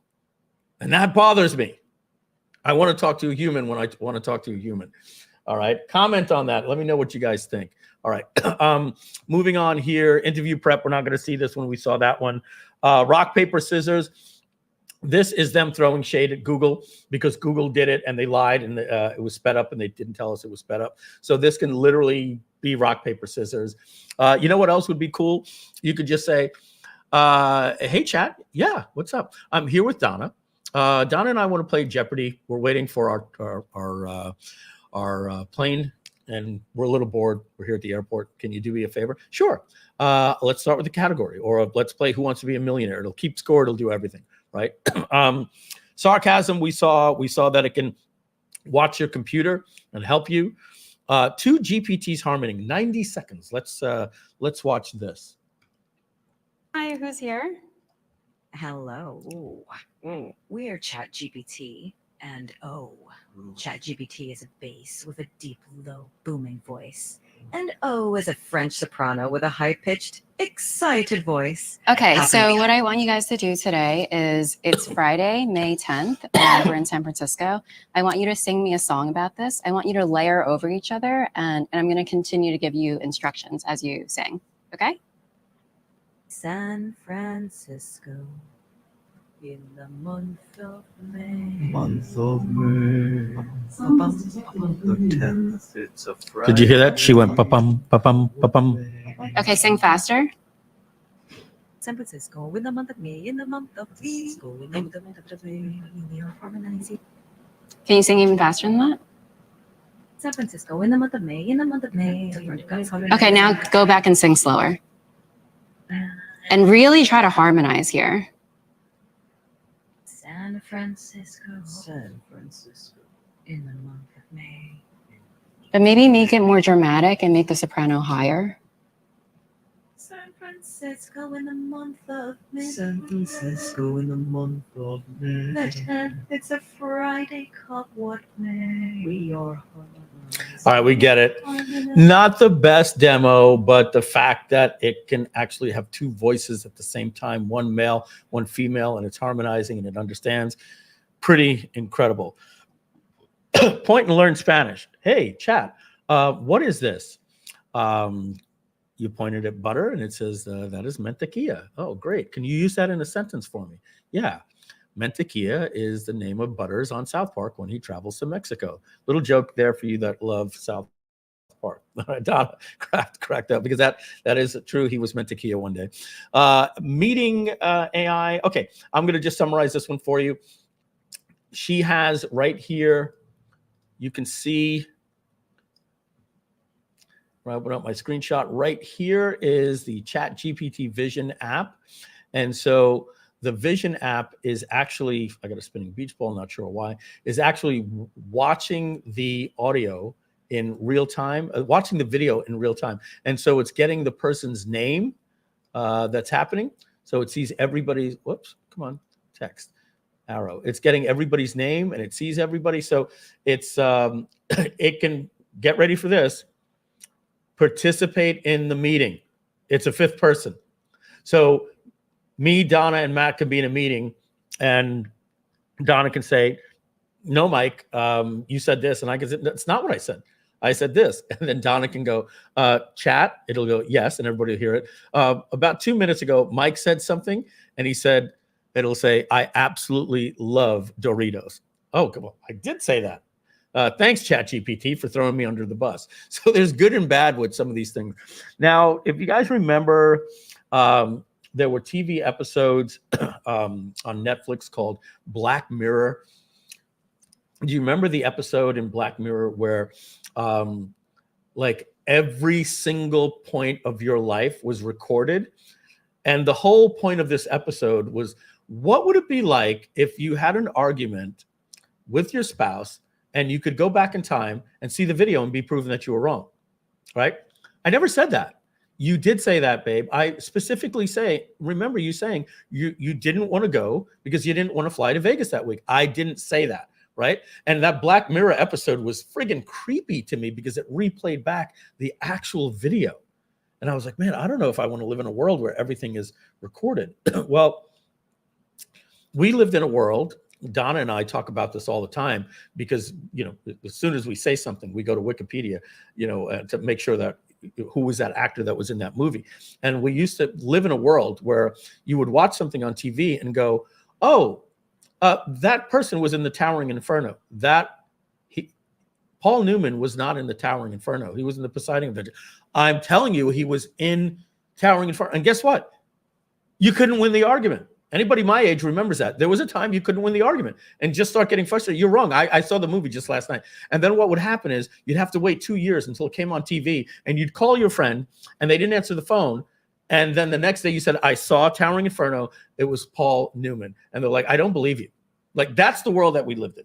So now we live in a world where we can prove facts. Imagine that we're going to be able to live in a world where your Ring doorbell, if you choose to live like this, your cameras that are inside of your house, because I just showed you that Microsoft is saving a screenshot every 4 seconds. So imagine you have this thing that your Ring doorbell, and you put cameras inside of your house. People have that to watch the baby, that you're actually attaching that to your Microsoft Recall. And now you have that argument with your spouse. If Michelle ever said, yes, you did say that, and I said, no, I didn't. If she said to me, and I go, what are you doing? She said, I'm going back into Recall, and I'm going to pull up that day and show you what you said. I don't want to be proven wrong. I do not want to live in that world. I really don't. I honestly don't. There's something good about being able to, as we say, gaslight somebody and say, I didn't say that. And they go, all right, maybe you didn't say it. And you're saying to yourself, I don't think I said it. Maybe I said it, but I really want to win this argument. I think you all know where I'm talking about. Does anybody really want to live in that world where like everything? I do. I want instant replay. I 100% want instant replay. Yeah. I'm sure you do, especially with me, Donna. Because I say to you, I don't remember saying that, but I'll take your word for it. You don't want take my word for it. You want me to hear it and now apologize. So anyway, I'm having a little bit of fun. Paul Newman was the architect. Somebody says that's right. All right, who was in the Poseidon Adventure? And at the end of the Poseidon Adventure, he had to jump. And the only way to get them out of the submarine was to open the door to the bottom of the boat or the top of the boat. And he had to go hold on to a handle that was 300 degrees and melted his hands off. And I believe he was a priest, and he had to jump and he had to turn and use his weight to open up the handle. And they were like, a little bit more, and they couldn't fit through it. And he was burning his hands, and they showed his hands and they were burning. And then he opened it. And then all of a sudden they were like, we can do it. Get back. And then they went to reach for him, and he sacrificed his life and he fell down. Does anybody remember who that was in the Poseidon Adventure? And I believe it was the Poseidon Adventure.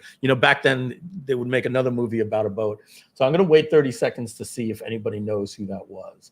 And I could be wrong, but I know the actor. I know he was a priest. I know he did that. I believe it was the Poseidon Adventure. Let's move on to the next one while you guys look into that. Donna, any guesses? All right. Well, nobody's guessing. So I'm just going to say, if anybody can find out if Gene Hackman was in the Poseidon Adventure, and I believe it was Gene Hackman. Oh, John Jones came in, and either he used IMDb because it took him a while to get the answer, or he remembered. John, be honest. Did you know it, or did you use ChatGPT or IMDb? But remember, there is a delay.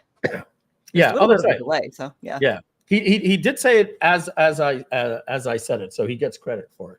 All right. So moving on, and I know, guys, 30% of you love the cheeky little trivia, and 70% of you are like, get on with the show. So I get it. This is me. This is life with me.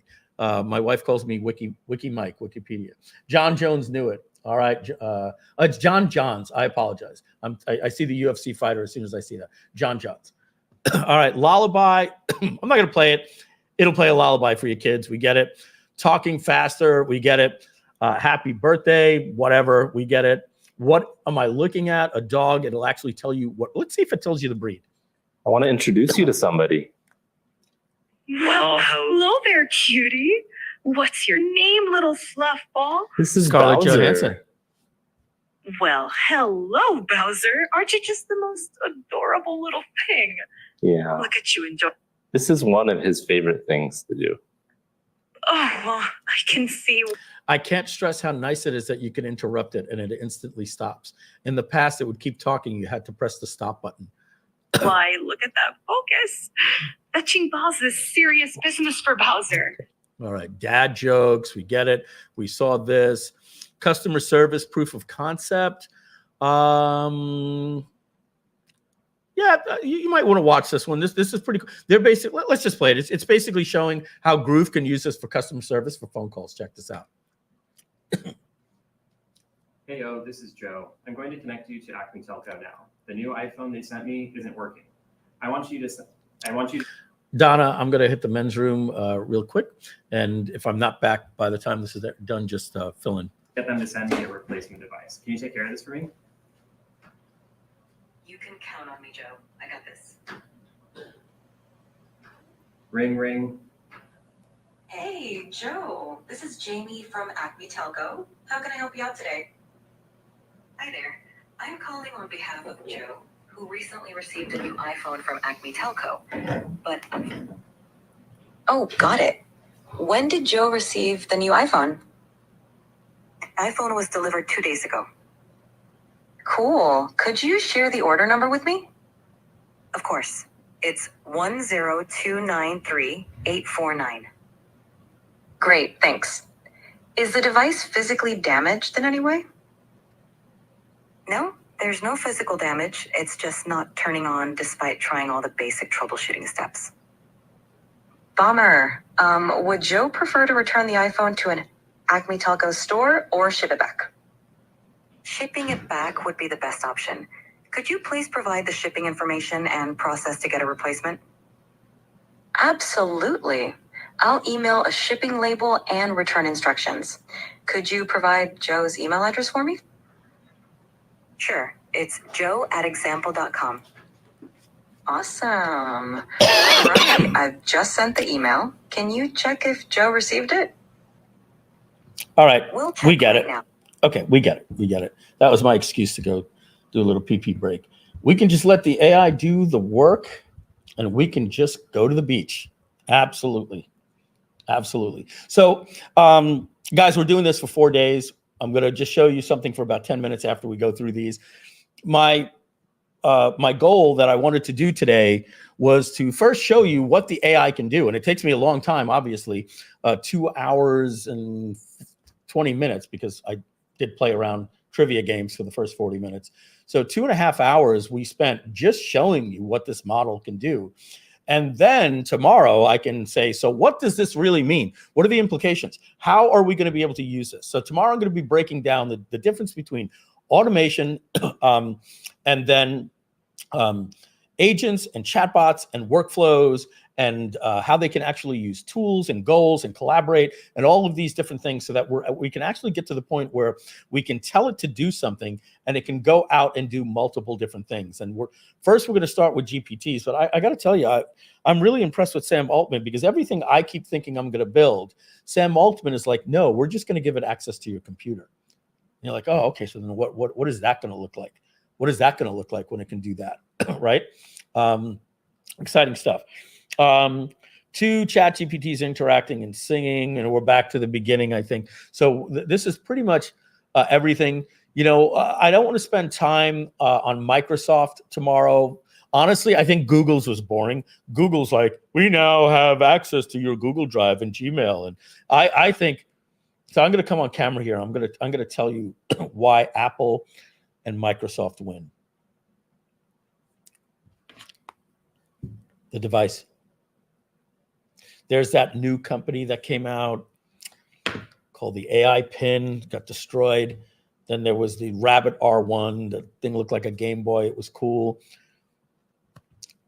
Apple's not going anywhere because let's put it this way. What does Apple want to do at the end of the day? They want to sell more phones, more MacBooks, and more iPads.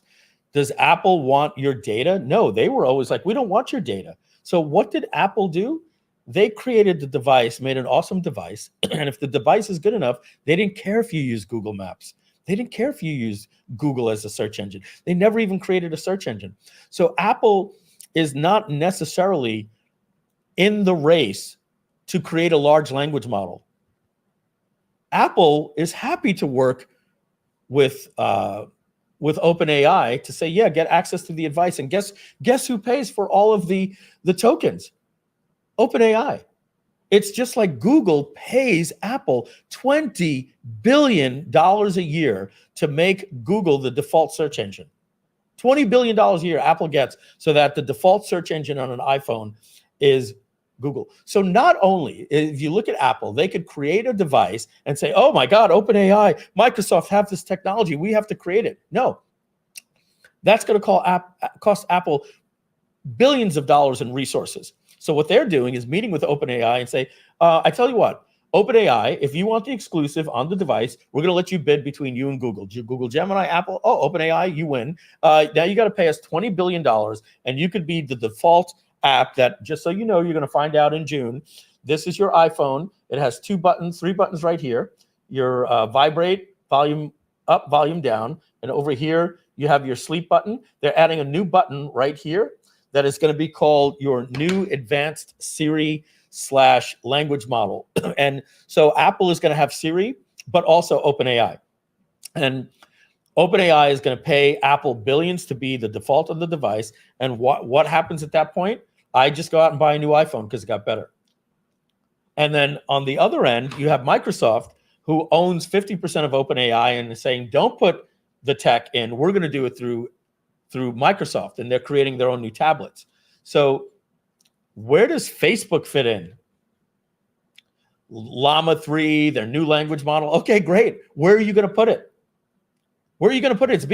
Facebook creating Llama 3 is like Netscape Navigator when you used to have to pay for a browser, and then they sued Microsoft for antitrust because Microsoft put the not Edge, the Internet Explorer browser in the operating system for free, and they sued. And so if Microsoft is putting all of this stuff in their computers for free, and it's free in the Apple, then where does Llama fit in? Oh, great, you have Facebook. Guess what you don't have? You don't have a device. You don't have a device. And guess who else is in trouble? Google. They don't have a device. They got some apps. They're going to put it into Gmail and spreadsheets and all that. But guess what? It's going to be built into your desktop. Apple is going to build this into the operating system. So Apple, in my opinion, and I think Microsoft is at the top here, owning 50% of OpenAI. Because they get access to the technology in real time. And that's why when OpenAI comes out and announces something to the developers, Microsoft's like, yeah, it's already in our operating system. It's in our operating system. So put your money into NVIDIA, Microsoft, and Apple. I'm telling you guys. And Google's not going anywhere. But Facebook trying to play,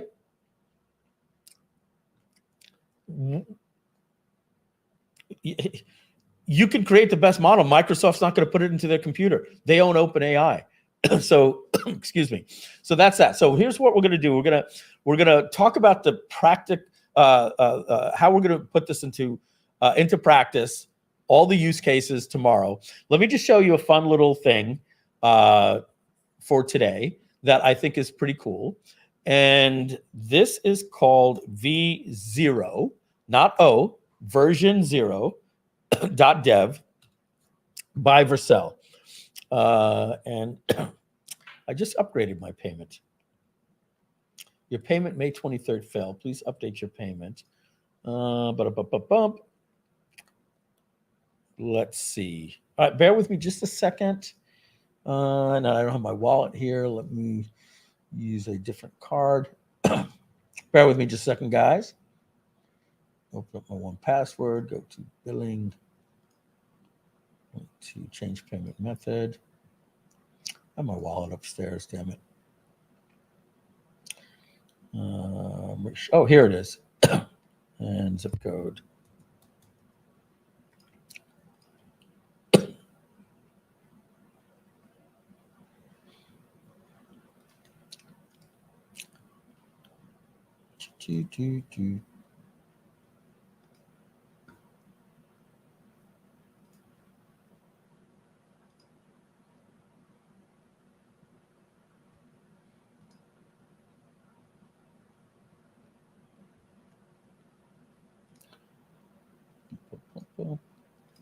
One more second.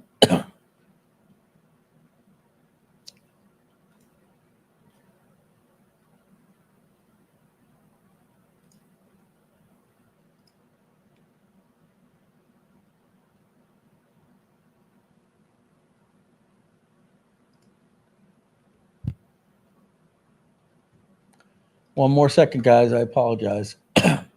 That's what sucks when you don't add your cards to your one password.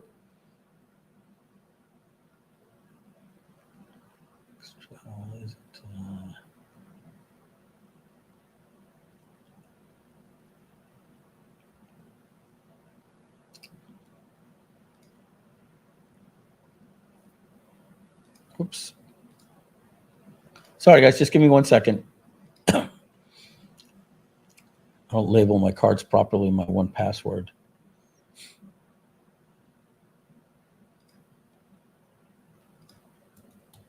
If not, we'll do this tomorrow. I'm not going to torture you here for this one little thing I wanted to show you. Yeah, all right. So I could run upstairs and get the card, but just give me 1 second. Let me just... We'll be back here tomorrow. Maybe it's a good name yeah, for we'll that. be back. Yeah, we'll probably do it for tomorrow. Yeah, we're going to do that tomorrow. And so we're going to wrap it up because we're already 15 minutes past due. And as James Harkins says, don't do that on screen. That's right. Yeah, that's why I went off screen. All right, guys. So let's see. Last question here. Mike, can I ask you a question? Is there a contingency plan of who will run the company should anything happen to you? Sorry, but it's an important question. Company. Wow, I'm not going to answer. what a great note to end the live stream on right there. Mike, what's going to happen when you die? Currently, Donna, I am uploading everything I've ever said to a chatbot, and we are going to go to get one of those robots from OpenAI, and we're going to upload my consciousness and just let it run the company. I'm not going to answer that question because I'm not dying, and I don't plan on dying. I do not plan on getting hit by a bus, but I do appreciate the fact that you love me. But I will tell you this. I'm just the face of this company. We have some really, really brilliant people in this company. Anyway, like I said, there's going to be some really cool announcements coming, at the end of June, beginning of July. That's going to make you guys even happier. So, all right, we're going to wrap this up. We will see you tomorrow at 12 o'clock. I promise you, we'll get jumped right in with the AI. We've got some good stuff to close it out for the weekend, and then we'll be back after we wrap up tomorrow. We're going to do it two more times on Monday and Tuesday next week. Take it easy. And here's the creepiest thing I've ever said. Let's hope I wake up tomorrow and I'll be here for you guys tomorrow. All right. All right, everybody. We'll see you tomorrow. Thank you, guys.